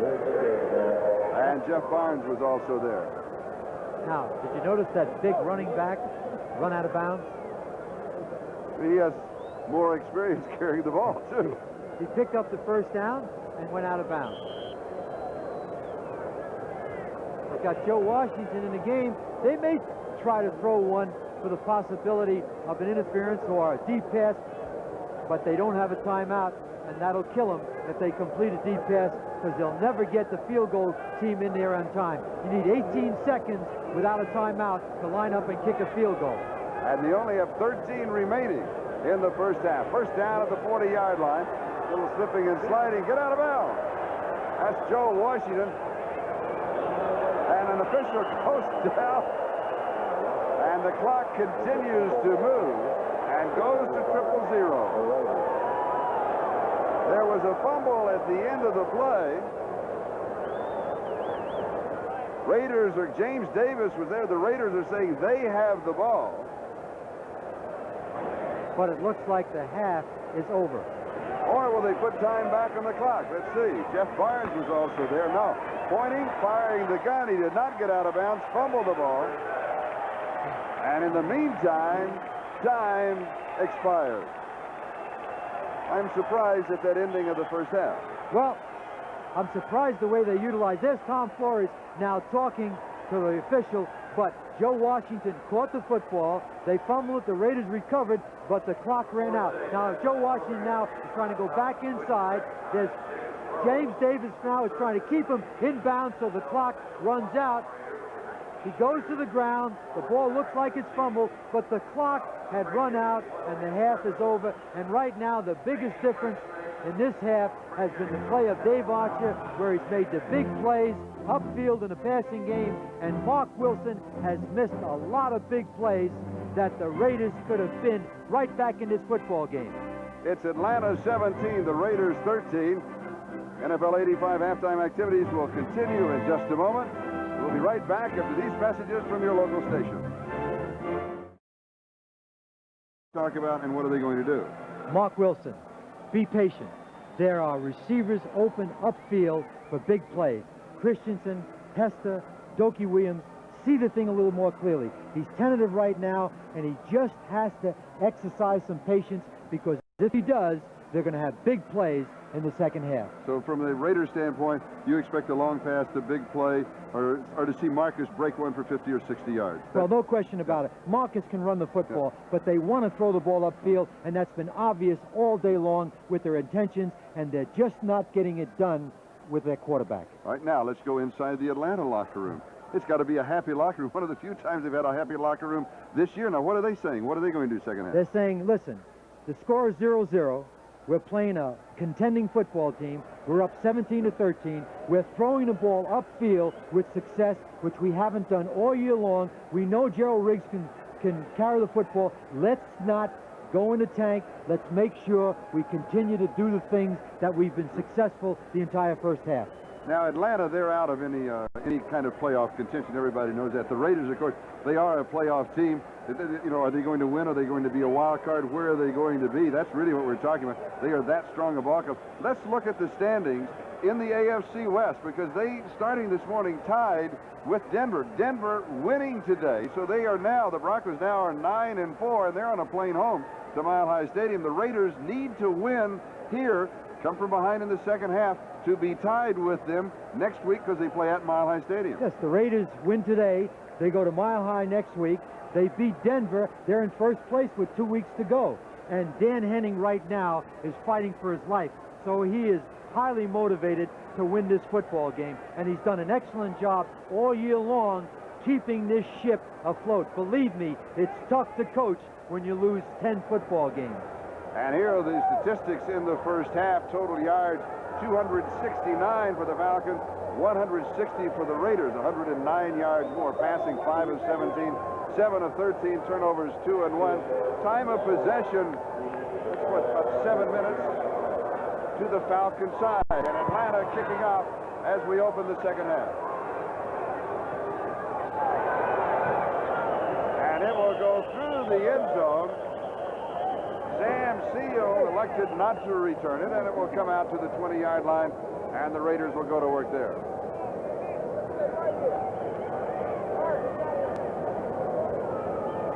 From a weather report standpoint, it has been remarkably nice, because the forecast with a front coming in, expecting more rain this evening, and a weather alert until 5 o'clock, and is now about 7 minutes before 6.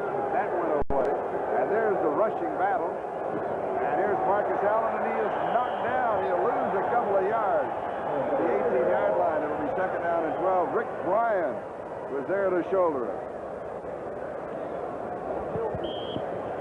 We've had a tremendous matchup with Henry Lawrence and Rick Bryan. Rick Bryan, that #1 draft choice, doing an outstanding job, because when the Raiders run on first down, they want to get 4 or 5 yards. And there's Rick Bryan, big, strong, tough, and a tremendous agility for a big man. Bryan, 6'4", 270 pounds. Second down and 12. Christensen splits out to the right. And there's the adjustment. Scott Case is now covering Christensen. And you saw the 2 running backs come up to block. Jesse Hester, who scored a touchdown in the first half, picks up 18 yards in the first down. Bobby Butler with the tackle. Mark Wilson sees the blitz, but he's going to go to a short man, Jesse Hester, and Butler is chasing him, and they pick up a first down, and that's what Mark Wilson has to do. Make sure you see things clearly. They committed to a blitz. He had a one-on-one, threw the easy short pass to Hester, and now he's up on a 35 with a first down. Wilson to throw. Has pressure deep over the middle. Christensen pulls it down. Big play for the Raiders. 42-yard line of Atlanta, 24 yards. John Rady with the tackle. And Todd Christensen being covered by a linebacker, John Rady. And that's, I don't want to be redundant, but that's what they have to do. Get the ball upfield vertically. Here he finds Christensen. He's isolated on linebacker, reaches up and makes a Todd Christensen type of catch. And now they got another first down inside the 45. And here's Marcus Allen on the right side. Hit at the 40, still manages to slip and slide for 2, maybe 3 more yards. Buddy Curry had 13 tackles last week, leading tackler on the defense for the Falcons, brought him down. We've got an old-fashioned football game. All that dirt and mud and slime. I bet they're really enjoying it rather than be involved in that synthetic plastic astroturf. You'll get letters. But that's all right. That's all right. There's Tom Flores right now, I'm sure, had a long talk with Mark Wilson because he's hitting those receivers upfield. Second and 5, 37-yard line. Both backs in the block. This pass is complete to Todd Christensen. And Sam, you picked it up in the middle of the second quarter. You said from that point on, they've got to keep throwing to Christensen until Atlanta takes it away. Charlie, they should throw to Christensen as long as they're covering him with a linebacker till he gets exhausted, because Atlanta is going to have to make an adjustment. He's too good a receiver. He's got more receptions than any tight end in the National Football League, and you cannot cover him with linebackers. Christensen, 5 receptions, 60 yards. 3rd down and 1. Marcus slipping outside. Little move inside. 1st down, 28-yard line. Quick set. Tiger Green with the tackle. And he made that move inside because he knew he had 1 yard to go to get that 1st down. He dipped to the inside and picked up the key 1st down. Let me make a correction that I said in the second quarter. I said Atlanta had never trailed in the ballgame. They did. They trailed at one time 7-3. But that is the only time that they have trailed. Otherwise, they have led or have been tied for it. And that was with 8:52 to go in the 1st quarter. Marcus Allen has now rushed for 85 yards. And again, Christensen splits out to the right. Marcus Allen, 3 yards to the 25.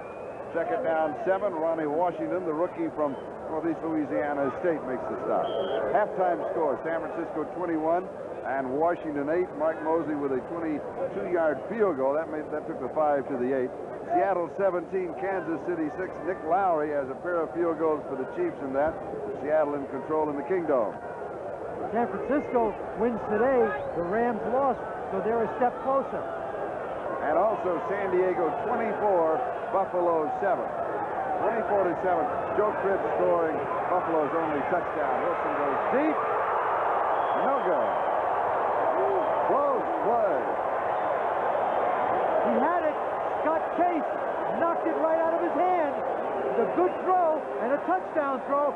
Scott Case made an unbelievable support. He throws it up, hits Stokey Williams right over the shoulder. Here he makes the catch. Now watch Case, boom, right there, and he knocks it right out of his hand. And what do you have to do when you get into the end zone? You got to dip that shoulder, because this is a perfect pass. Butler is covering. Now bang, right there. He knocks it loose and saved a 7-point play. 3rd down and 7. Outstanding play by the strong safety, Scott Case.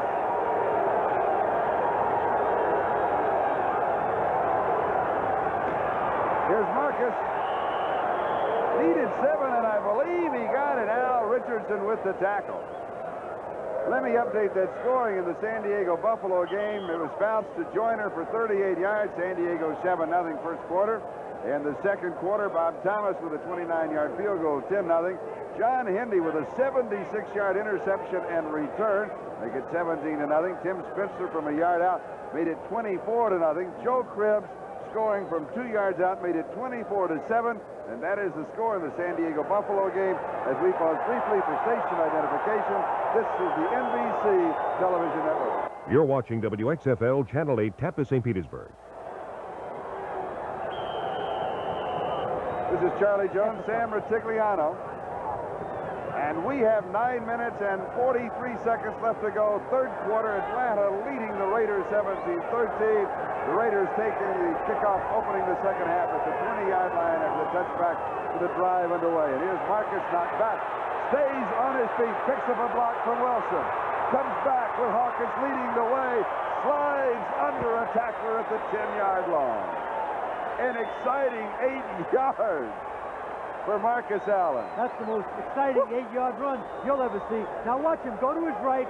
He's running behind Charlie Hanna, 73. He gets knocked back by Rady. He bounces back to the other side, and this is vision and awareness, and believe me, that's a gift. Only the great ones have it. And now he slides into 3rd base, and he's got a 2nd down and 2. And Marcus Allen now has rushed for 103 yards in the ballgame. 18 carries, 103 yards, and we're just a little over 7 minutes in the ballgame. Not quite 7 minutes yet. Here's Frank Hawkins. Hawkins from the 10 to the 9. It was 2nd down and 3. Dan Binish making the tackle. You're almost surprised when you call Frank Hawkins. Is that the second time that Hawkins has carried today yet? Yes. They sent Marcus Allen in motion and just gave him the ball because he's an excellent short yardage runner and an outstanding blocker. Now watch that thing stretch.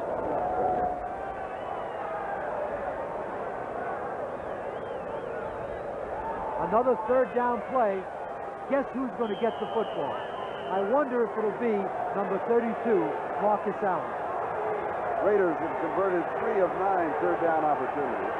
He'll go airborne right over the top. Get to the line of scrimmage and jump right over the pile. He does, and he's got it.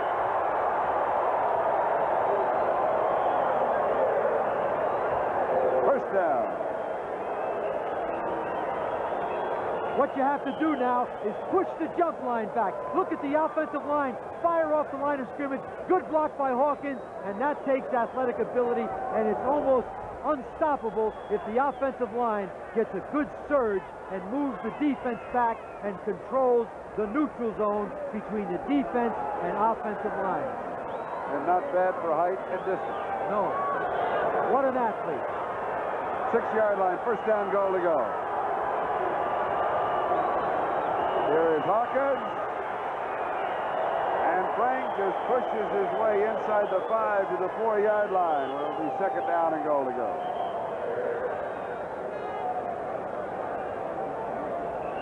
And officials stop the clock with a timeout. There may be an injured player there. And there is. So we'll take a timeout. The score, Atlanta 17. Los Angeles 13. We'll be back in just a moment. Now, because Charlie said it, the Raiders have had the ball for almost 7.5 minutes. Now, what do you call here? I would think at this point they're probably going to run a play-action pass and look for Todd Christensen to be involved. And if it goes along with my previous coaching calls, they'll run the ball to Marcus Allen. Not necessarily. Not necessarily.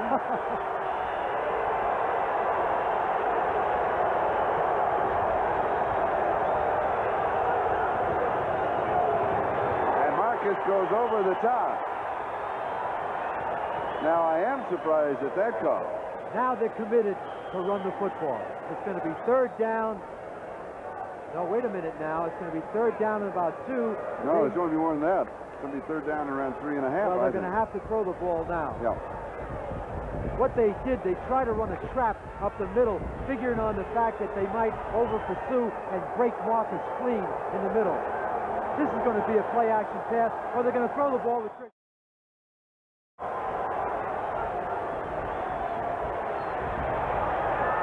All alone with Marcus Allen. It was a pick play between Christensen and Marcus Allen, and Marcus Allen broke clean to the outside for a touchdown.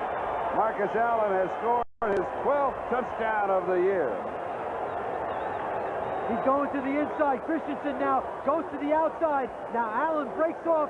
Buddy Curry, number 50, has the coverage, but Christensen knocks it off. They got 2 linebackers covering Todd Christensen and Marcus Allen, and that equates to touchdown. Good call, fine execution, and Marcus Allen was involved in that drive. And the extra point is up, and it is good. And the Raiders now lead the Atlanta Falcons by 3, 20-17. Jones, Sam Retigliano, Chris Barr kicking off. 6:30 time remaining in the third quarter as Cliff Austin will down it. Looks as if he wanted to come out with it. But he was stopped by Dan Wagner and will have the ball at the 20-yard line. The Los Angeles Raiders taking the kickoff of the second half after the touchback. There's a flag, by the way, dropped back at the 37-yard line. Let's see if the Raiders will have to kick over. But Los Angeles moved 80 yards in 15 plays. There was not a penalty, and they took 8 minutes and 28 seconds for that drive. Raiders offsides on the kickoff, and we'll do it again. That's a big play drive. When you can put 15 plays together without a mistake, that's something that they had to do. Number 56, kicking team, free kick. And in the drive, he did a lot of things. Principally, he started hitting some receivers that were open upfield, and that had a lot to do with the blend of Marcus Allen running and catching and all the other things involved. Jeff Barnes was kicked off. There is the drive. 15 plays, 80 yards.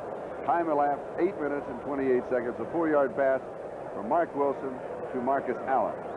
Marcus Allen now rushing. The touchdown was receiving. Rushing Marcus Allen 104 yards. So now 8 of his last 9 games, 6 consecutive 100-yard games for Marcus Allen. Gerald Riggs has rushed for 75 yards. He hasn't had an opportunity in the second half, and will kick off now from the 30-yard line. Low, just squib-tight kick picked up by one of the upbacks, and it is fumbled. That was Tim Terrell who returned it and fumbled it, and then the Falcons recovered. And they dodged some big bullet on that play. That was more than a bullet. That was a missile. That was one of those big jobs. Because the Raiders could have blown this game wide open inside the 50-yard line after that fumble. Thomas Benson of the Atlanta Falcons recovering the fumble. Could be the biggest play in the ball game for Atlanta. They trail by 3 now. Great field position. And they have a first down. At the Atlanta 48-yard line. And they come out throwing on first down. This one is to Riggs, and he drops it. Good choice. It was a screen play. Had Riggs made the catch, it's just like a pitch out. He got a turned up field, had a lineman out there blocking for him. He's shaking his head because he could have run for a first down. Watch him swing out now. It's just like a pitch out. Now, David Archer throws the ball. He stands still. Now, catch the ball, get turned up field, but he tried to catch the football. He tried to get turned upfield before he concentrated on the catch. Riggs, a pretty good receiver. 24 receptions for 200 yards coming into the ballgame. Second down and 10 at the Atlanta 48. Now they're committed to the pass, going deep to Johnson, and he threw it over the other shoulder. Billy Johnson was looking over his left shoulder. Lester Hayes had the coverage. Not only was the pass over his right shoulder, but it was over the shoulder of Lester Hayes. Meanwhile, Jones and Long putting pressure on the pass. David Archer fakes to his left. Now he gets the ball up. This is one of the most difficult catches to make. The ball is thrown to the outside. He has to turn. Billy Johnson has to turn his direction. Has no chance of making the catch. But Lester Hayes was step for step with Billy Johnson. And now we have a third down and 10. Now watch those Raiders come up front. Archer's completed 7 of 15, 185 yards, 1 touchdown, 1 interception. Washington is in the backfield, and that is Wisenhunt in motion. And he overthrows everybody. Archer was just running out of time, and there is the result of running out of time. And like you said, Sam, everybody was coming. Everybody was coming. It was a replay of the play before that, but he had too much pressure, and he did the right thing right now. Throw the ball away, and let's punt the football. Now, everybody's right in his face, and there he takes a hit by Sean Jones from the outside, and that hurts, and it does have some effect on the way you throw the ball if you're horizontally on the ground when you try to release it. Ralph Giacomo with a 41.8-yard average. His 5th punt.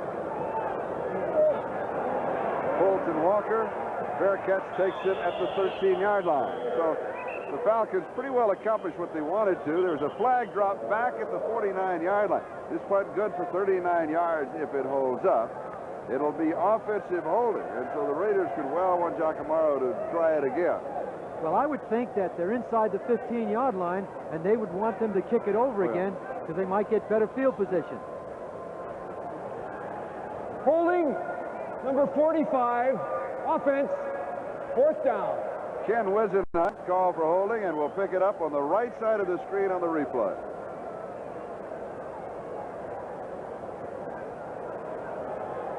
And there it is right now, holding on number 56 of the Raiders, Jeff Bond. And you're not allowed to do that.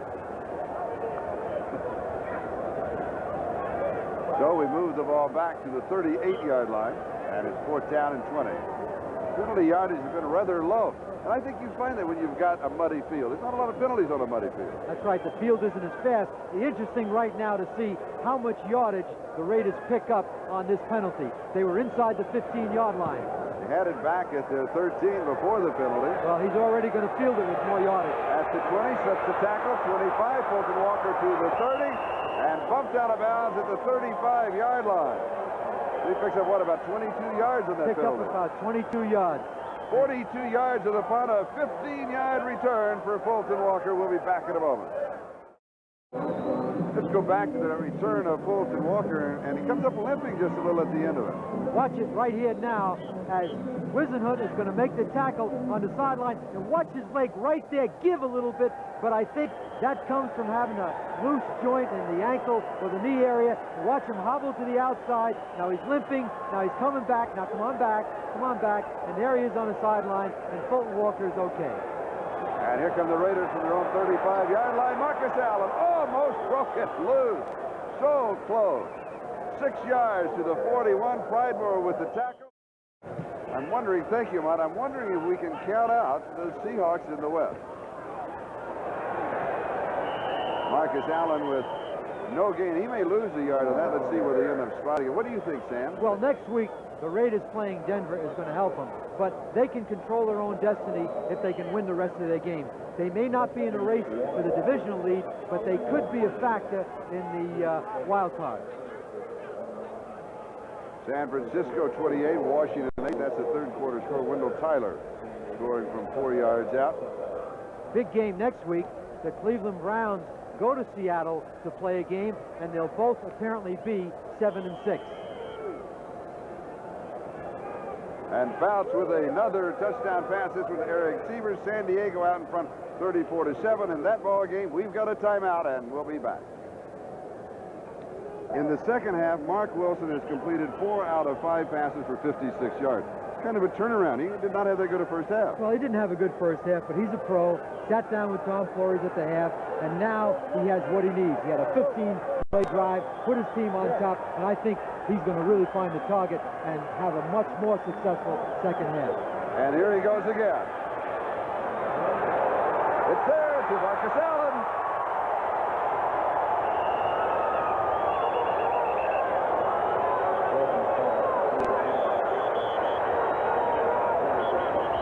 Scott Case and Marcus Allen kind of rolling over each other, a gain of 38 yards.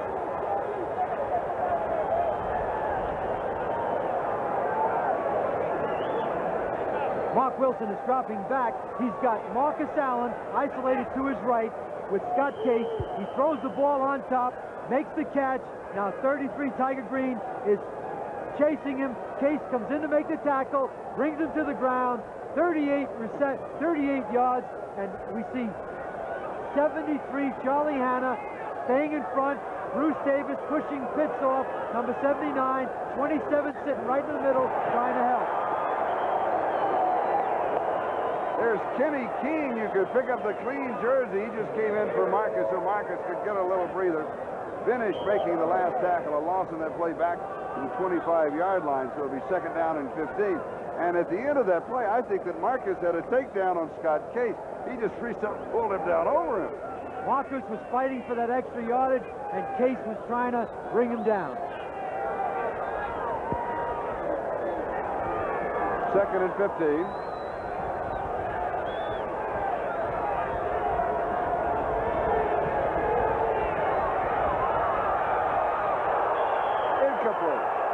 Jesse Hester, the intended receiver. Wendell Cason had the cover. Thank you, Ahmad, and the lament in San Diego if they could ever get that defense to play like the offense. Now the defensive back is looking back. Cason, as long as he looks back, it's accidental contact and it's not pass interference. Third down and 15. There's pressure, and he goes down. Second sack for the Atlanta Falcons. Benson gets this one.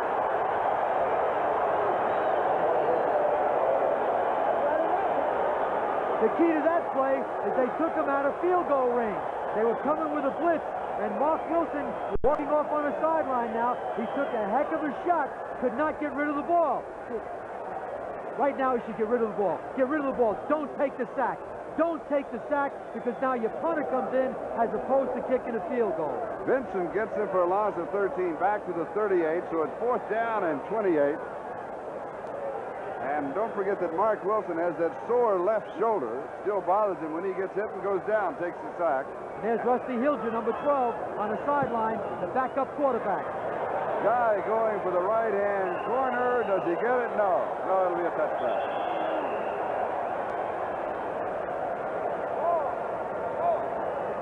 Yes, Marcus Williams talking to the doctor on the sideline. It looks like that right knee is hurting, and we'll have to watch to see if Rusty Hilger, the rookie from Oklahoma State, is going to warm up on the sideline.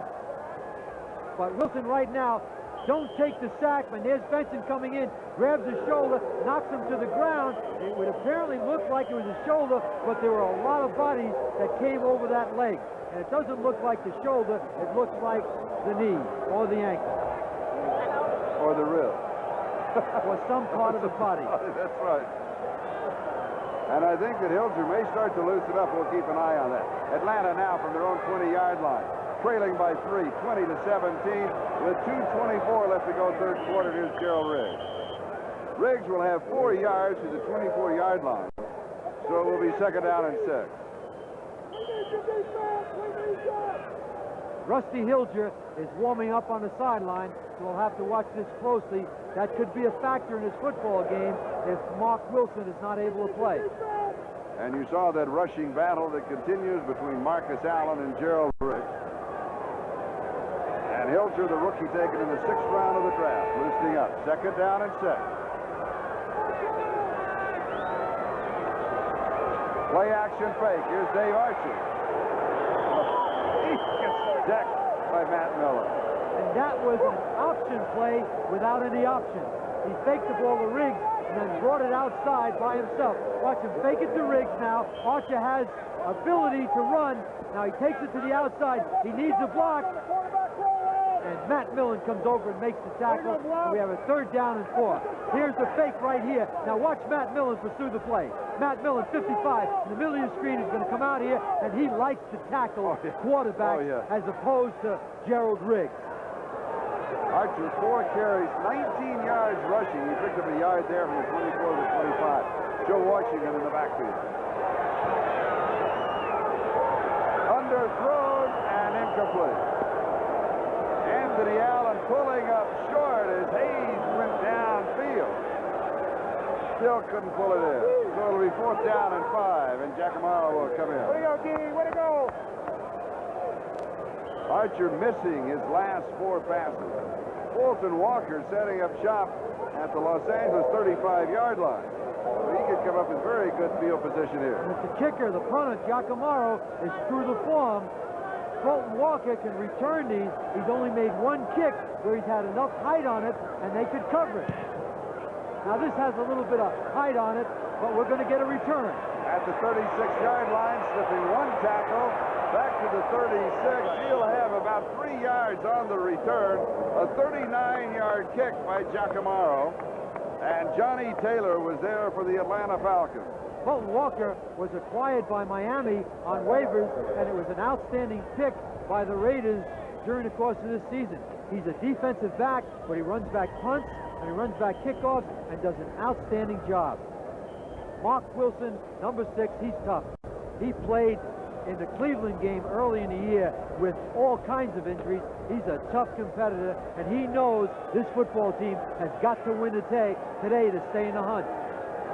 1st down for the Raiders from their own 39-yard line. 45 seconds left in the 3rd. Todd Christensen takes it at the 4. Howie Long in contemplation. He's frustrated because you cannot rush the passer on this type of field.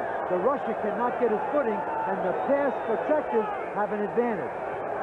3rd down and 3. The ball at the 46-yard line. The Raiders in their own territory. There's Marcus Allen. 40. Good head fake, makes it at the 30. To the 20 and then out of bounds. Jesse Hester with one of the lead blocks. Scott Case was chasing him. 33 yards. Conventional two-back set. Watch him go up inside, follow his blocker. Look at the vision now. Now break out to his left because he sees the hole. Scott Case is chasing him. Now he's going to, boom, bounce out to the outside. Hester does a good job. Switch hands, stiff arm Case, get 3 or 4 more yards, and that is a consummate running back. And did you notice, of course, what Hester did? Just a little screen block to give him the room to rush, and he didn't want to press ahead or he could have had a clip. Blocking from behind. Here's Frank Hawkins. Frank Hawkins goes because Marcus Allen is tired. I'm tired from just talking about it. Through 3 quarters, here are the statistics. The time of possession. The Raiders now up by about 4 minutes. Total yards, they're just 1 apart. Everything is even out. Well, the ball game is only a 3-point spread right now. The Raiders 20 and the Falcons 17. Big factor right now is the time of possession in the second half for the Raiders. Almost 12 and a half minutes in the third quarter for the Raiders. 12:28 to be exact. 2nd and 7. The ball at the 17. Wilson all the time in the world. And then he goes sliding down at the 11. And he did the wise thing. The hook slide for first down. There's a tough football player. People don't realize the shots that quarterbacks take after they deliver the ball. Takes a tremendous amount of concentration and courage. We look at Buddy Curry now, looking for the signal from the sideline. What they want to do right now is keep him out of the end zone, make him kick a field goal. Then a touchdown can put Atlanta ahead. Another big 3rd down play, and guess who's going to get the football? 3rd down and 1. Marcus has the first down and goes to the 3-yard line. 8 yards on the play. That was his 24th carry. He has rushed for 155 yards, and we still have 13 minutes to go in the game. Al Richardson with the tackle. He takes a pitch with Hawkins as the lead blocker. Hawkins has to spring him. 81 does a good job. Now watch him get extra yards, and that's what the great ones do. When there's nobody there to block, they pick up those 3 or 4 extra yards. Look for a play-action pass right now because Marcus is too tired to run the football. Excellent time on 1st and goal. 1st down, goal to go. Play action. Over the middle, a flag is down. Christensen, the intended receiver. And if we have a hold on Christensen by Pridemore, 27, we'll have 1st and goal. Again, it's against Atlanta, I believe. John Rady, the linebacker, had the coverage coming across. Holding number 59. And it was on Rady, the linebacker. Automatic 1st down. He was trying to hold up the tight end to give those defensive backs some help in the secondary, and he's visibly upset. The ball now is inside the 3-yard line, and there he is, wide open, soft pass. Christensen on the body of your screen, on the bottom of your screen, it's just a little overthrown, and Rady is trailing him and grabbing him and mugging him. And the holding right before that shot. So they split the distance to the goal line. It's at the 2. 1st down, goal to go. And going to the 1-yard line is Frank Hawkins. So it will be 2nd down and goal to go. And he fumbled that football, but it looked like the Raiders recovered. That's Rusty Hilger right now, standing in front of the coach who's trying to hide the signal. And Bobby Butler came out with the football out of the sack, claiming that he had it. Frank Hawkins is being given the ball now. He breaks off to his right. Now hold on to the football, and the ground cannot cause the fumble. That's right. Good The call. ground cannot cause the fumble. It's a good call. Now they'll go to Marcus Allen. Over the top.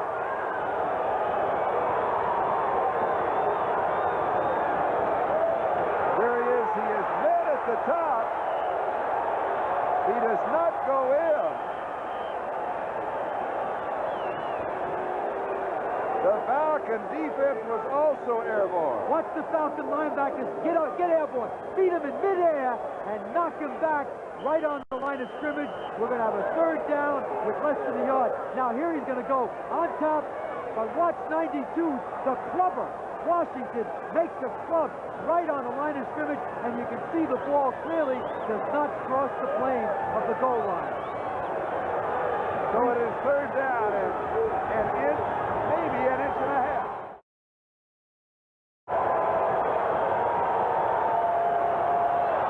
Falcons. No signal, there it is. He broke the plane. All the football has to do is break the plane of the goal line. Mike Pitts and Tom Brightmore were there to meet him, and the Falcons, they felt they had held the Raiders out of the end zone. Los Angeles 26-17 with the extra point to come. Frank Hawkins now, all he has to do is break the plane, watch the football, clearly goes across the goal line, breaks the plane, touchdown, offensive line gets a good enough surge to pick up that less than a yard for a touchdown. Chris Byrd who attempts the point after. It is good. And the Raiders move out in front by 10, 27-17 with 11:29 to go. Sam Retigliano as Chris Byrd kicks off for the Raiders with Austin and Wagner, the deep backs, and Cliff Austin is returning to the 10, 15. A flag is down as he returns to the 20-yard line. The flag dropped at the 27-yard line. Don Veselu with the tackle for the Raiders. Veselu playing his collegiate ball here in Atlanta. Marcus Allen, a former Heisman Trophy winner, 155 yards rushing, and that's a Heisman Trophy effort that we see. Don't forget that special. Next week, Bob Costas will be hosting it. And if they had a Heisman Trophy in the NFL, he'd win that too. That's true. That is true. In the second half, Wilson has completed 6 of 8. Christensen. He's got it to the 20. Finally hauled down at the 8-yard line. 43 yards. John Rady caught it.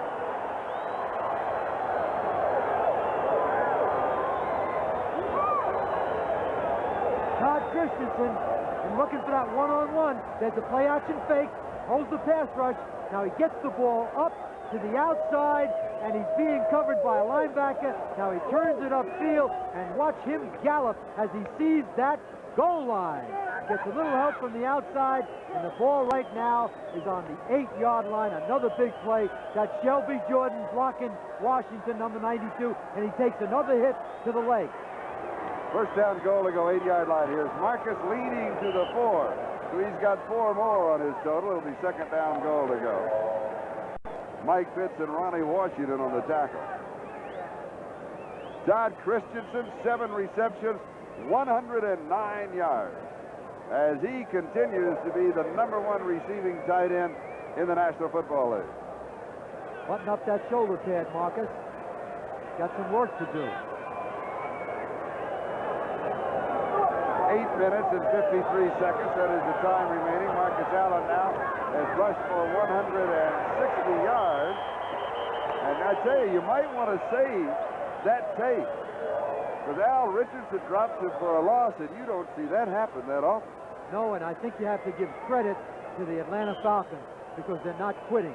And Dan Henning has done that all year long. Marcus Allen's breaking from the outside, but Richardson blitzes from the inside. No one picks him up, and Richardson throws Marcus Allen for a loss. Getting back to that point, it's difficult all year long when you lose 10 or 11 football games for the head coach to keep the ship afloat. And Dan Henning has accomplished that. And believe me, that's difficult. The Raiders let the 30-second clock run almost all the way down. Then they take the timeout. They stopped it with 2 seconds to go on the 30-second clock. We've got a timeout. We'll be back. Denver defeated Pittsburgh. So Denver's record is now 9-4. The Rams lost. Their record is 9-4. Wilson has pressure, a timing pattern in the corner. Flag is down. Bobby Butler was just trying to kind of body push Doki Williams out of bounds, stepped away at the last moment, and Williams caught the pass. And there's a flag down.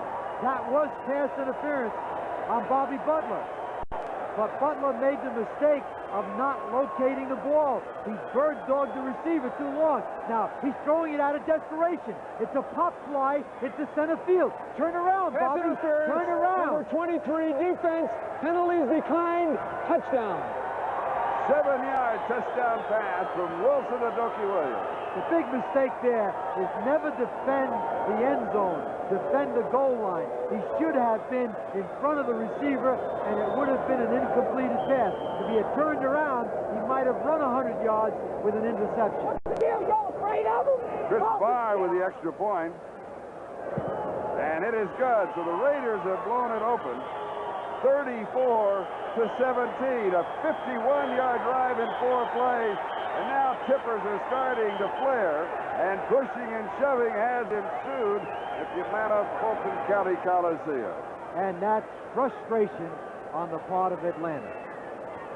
Matt Millen, 55, is right in the middle of it.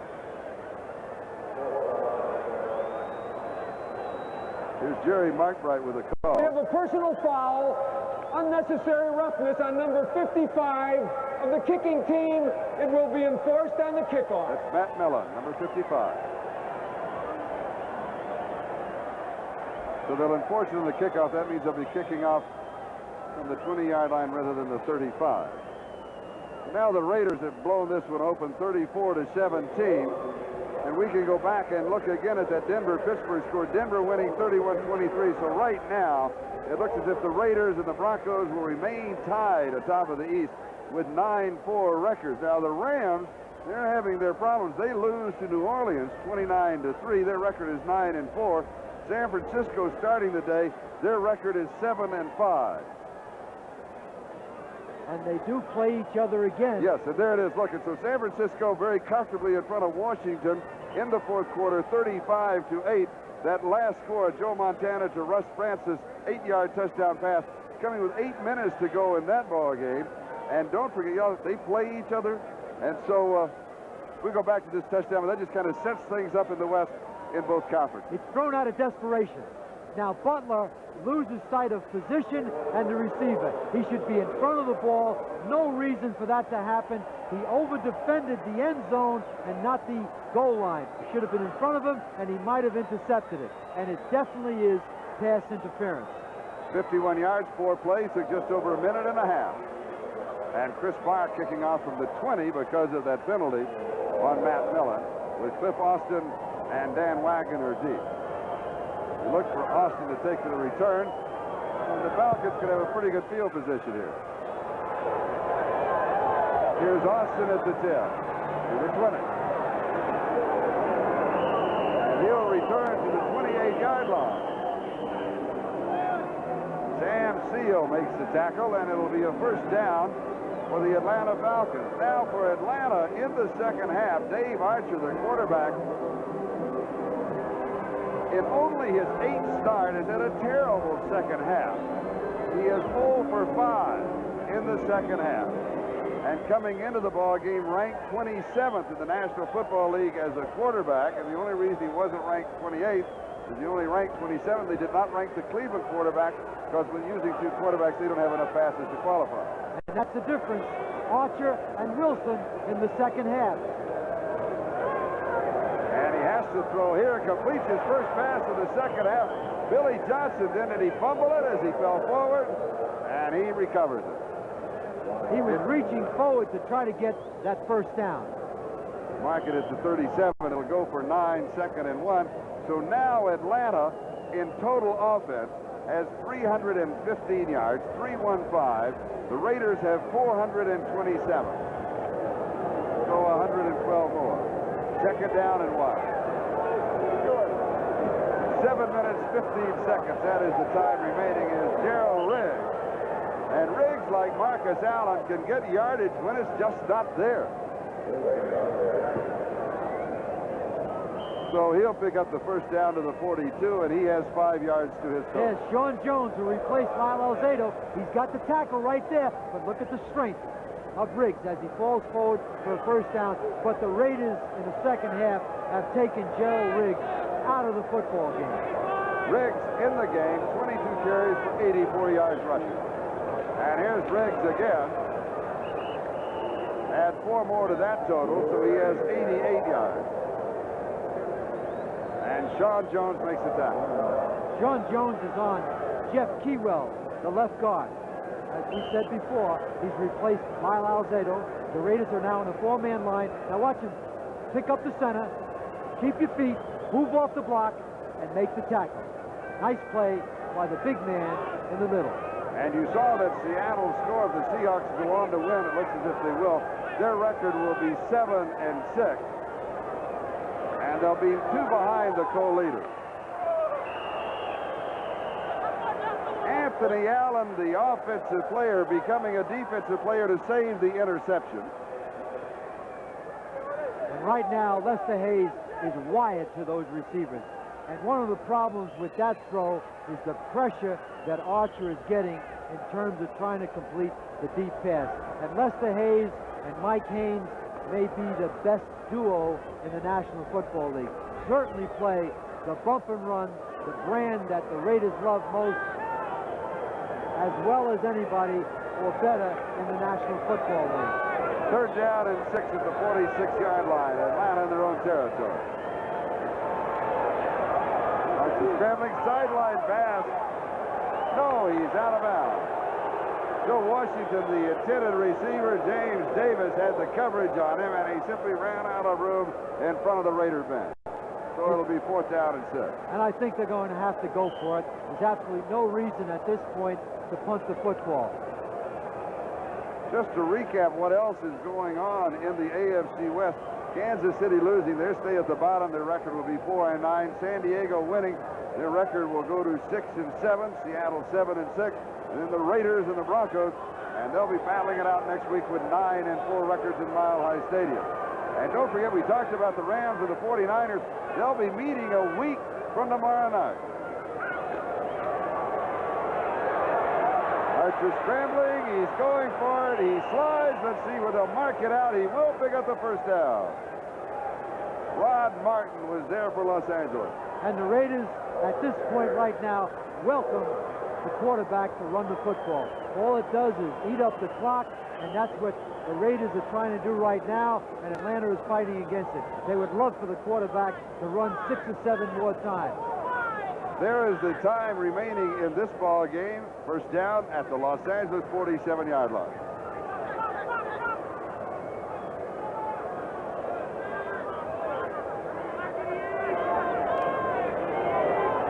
Wisenon in motion. And here's Gerald Riggs. 3 yards to the 44, so that's 91 yards now for Gerald Riggs. 2nd down and 7 for the Raiders at Denver that we've talked about, and then Seattle, and then at the Los Angeles Rams. So 3 pretty good ball games. Denver, they host the Raiders. Kansas City and Seattle. They've got a little breather there with Kansas City, but that's always been a big matchup. Now Seattle, Cleveland, the Raiders, and Denver. So, boy, Seattle, you got to say, has the toughest remaining schedule, I think, of the 3. The understatement of the year is Seattle can control their own destiny. Yeah. But they got a bad destiny is what they've got. Here's the sack, the 3rd for the Raiders as Bill Packel gets his 2nd in the ball game.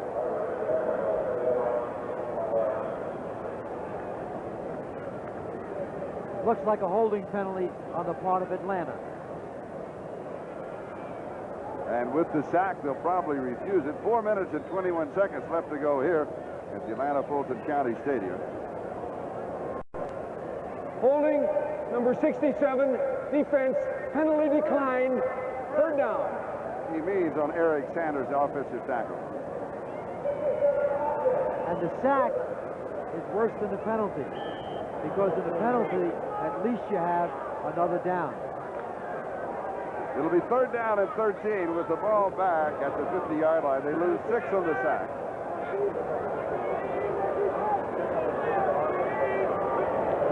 Johnson showing a little motion. Archer peeling out to the left side, turns back, goes deep. Flags are down.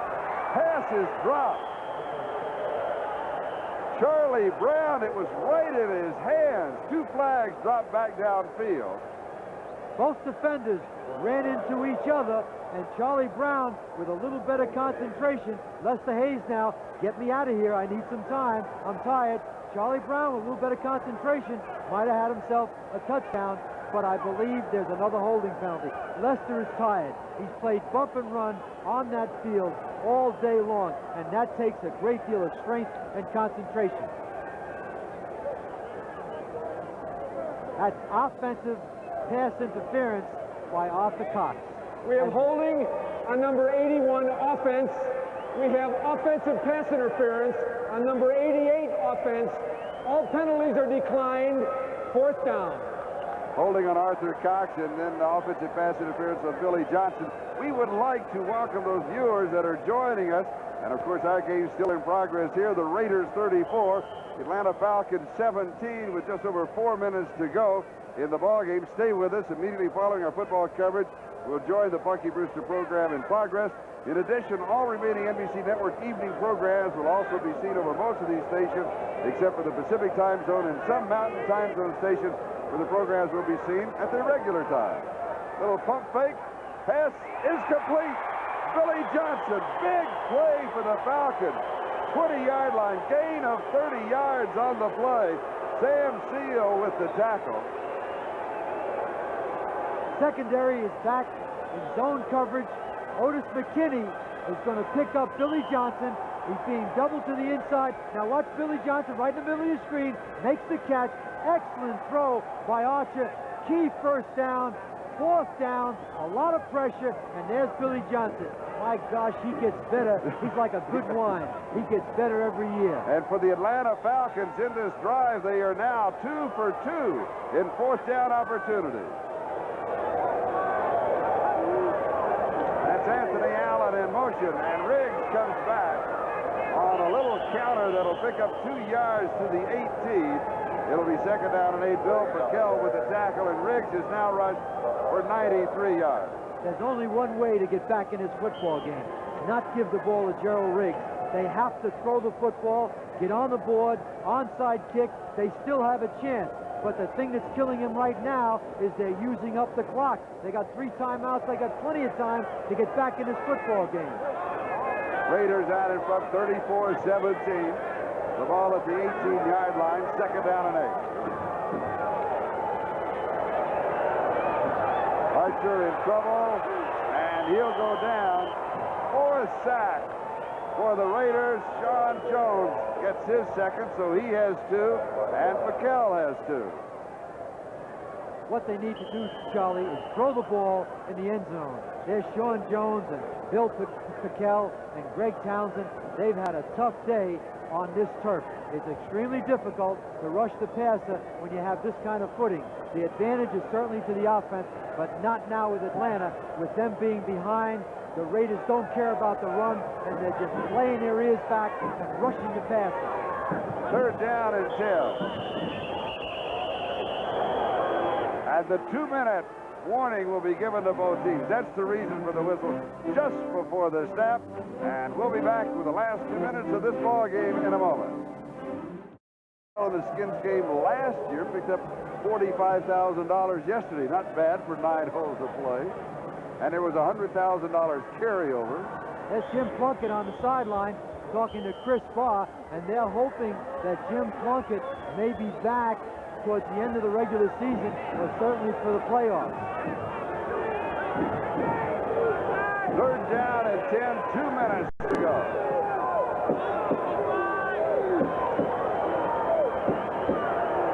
Throw it in the end zone. Throw it in the end zone. And he takes the sack.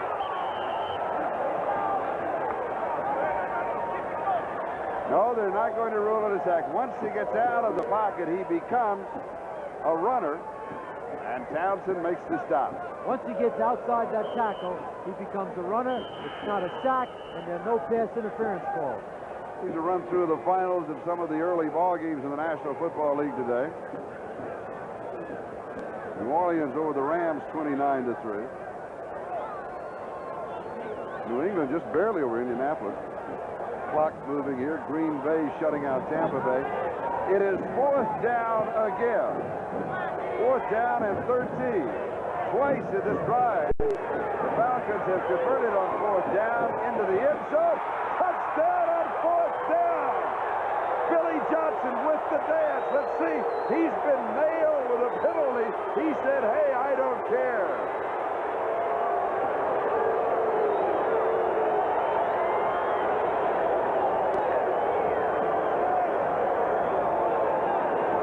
Bill Fralick with a key block.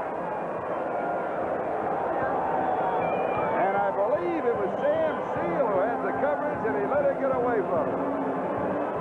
Sam Seal had good coverage. He just didn't time the throw. He should have gone up with Billy Johnson, and he might have made an interception. He just didn't use the good timing that we saw before with Lester Hayes as we see the extra point. 34-24. Now that time is vital. And what we're going to see right now is the best play in football, the onside kick by the Atlanta Falcons. We are back. Onside kick. He likes to top it and let it take a high bounce right there if it jumps up. But also Dokie Williams. Was it Dokie that went up?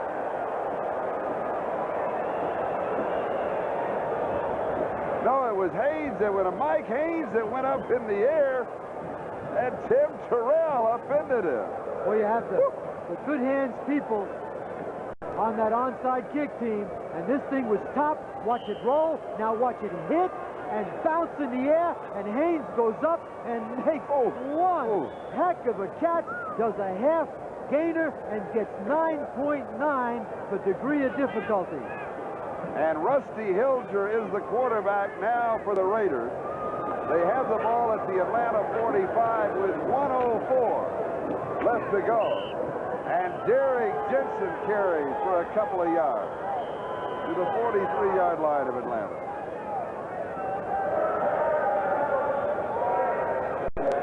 Billy Johnson, white shoes himself.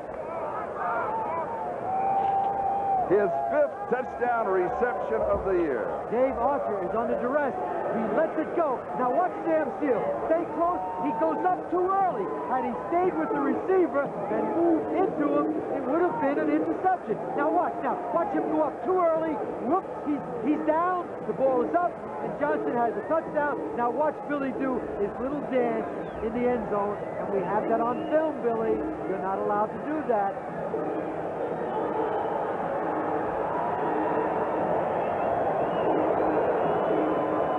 The Falcons take a timeout. Now you might have noticed in that melee on the onside kick.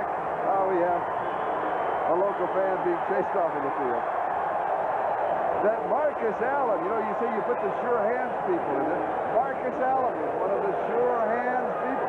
He does a little bit of everything for the Raiders. There could be a game where you're ahead by 1 point. And that team, by fielding the onside kick, will win the game for you. That's how important it is. Kenny Key going to the 37-yard line. He'll pick up 5. Buddy Curry with the tackle. So the Falcons will take another timeout to stop the clock. It's now a final. San Francisco 35 and Washington 8. The 49ers creeping up on the Rams. And the 49ers record now is 8-5. And the Rams record 9-4. Seattle a final over Kansas City, so that means Seattle's record is now 7-6. But they are in 3rd place. Kansas City is in 5th place in the West. Their record now is 4-9. San Diego big over Buffalo, 40-7. And San Diego's record is now 6-7 in the West, and they are in 3rd place. So congratulations all around. Marcus Allen coming into this game trailing Gerald Riggs of the Falcons by 12 yards for the rushing title in the National Football League. Marcus Allen, 28 carries, 156 yards rushing. Look at the difference between the cornerback and the running back. And that's Elvis Franks, who they just acquired, number 94, from the Cleveland Browns, who is waived. He's shaking everybody else's hand. They'll put him on a parade. They should be shaking his hand. What a day's work he put in today in every capacity. We said he was the consummate running back. Run, catch, block. He did everything today. Third down and 2 at the 37-yard line. Flags are down. Kenny King, the ball carrier. Now the officials will have to sort this one out. 44 seconds is the time remaining here at the Atlanta Fulton County Stadium. False start, number 72, offense. The call on Don Mosbar. Dave Dalby has been in at left guard and Kurt Marsh at right guard, replacing Hannah and Marvin. Shelby Jordan is in that offensive line for Henry Lawrence. Bruce Davis and Mosbar have gone most of the way for the Raiders. Andy Parker in as a tight end. 34-24, Los Angeles by 10. And the tie will remain with the Broncos. 39-yard line gain of a couple of yards by Kenny King. And Atlanta will stop the clock and take their last timeout with 38 seconds left to go. Mike Gann with that last tackle. And so the showdown, the shootout at Mile High Stadium. The Los Angeles Raiders and the Denver Broncos next Sunday afternoon on NBC. Second half of the doubleheader. And the interesting thing about that is just 2 weeks ago, the Raiders won that game in overtime. Chris Paul missed a field goal with 1 second left to go, then came back in overtime to win it. So it will be a big, big game in Denver next week. And I'm sure the Broncos are very happy that they're playing that one at home. The Raiders at Denver, as you saw, Cleveland, Seattle, those are the two games, the second half of the doubleheader next week. Mark Wilson's going to have to put 2 good halves together to beat the Broncos. He did it in the second half today, but he's going to have to do it for 4 quarters against the Broncos next week. 4th down and 4, Ray Guy kicking. Anthony Allen is the return back.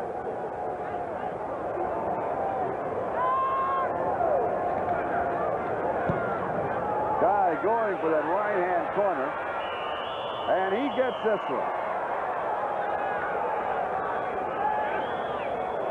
They mark it out at the 17-yard line. So Atlanta will have the ball at their own 17-yard line. First down, no timeout. 32 seconds left to go.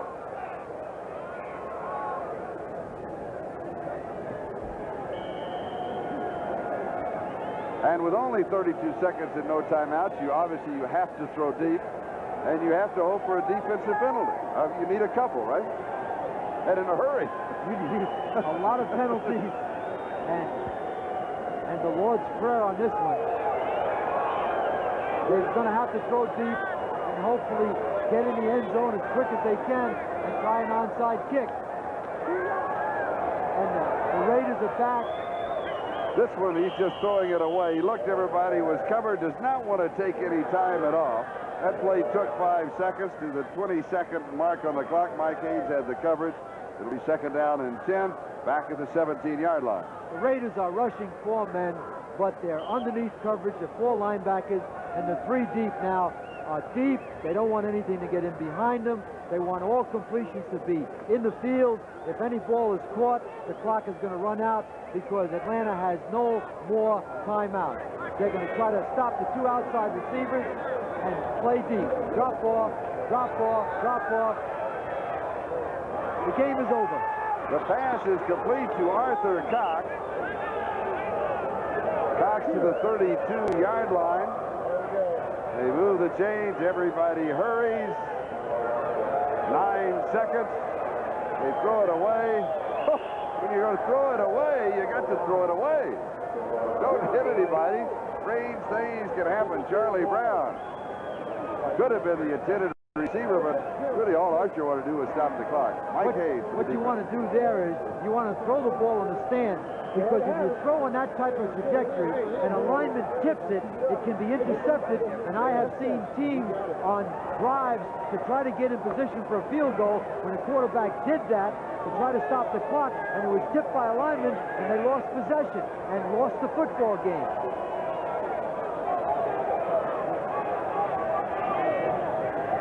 Second and 10. Deep over the middle, it is intercepted. Lester Hayes with the interception, and he'll just down it and let time run out. second interception of the year for Lester Hayes.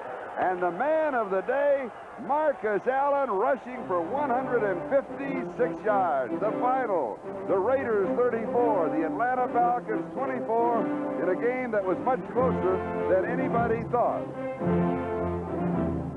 Those of you watching on the West Coast, stay tuned for the Skins game. Those of you watching on the East Coast, stay tuned for the Budweiser NFL report after these messages from your local station.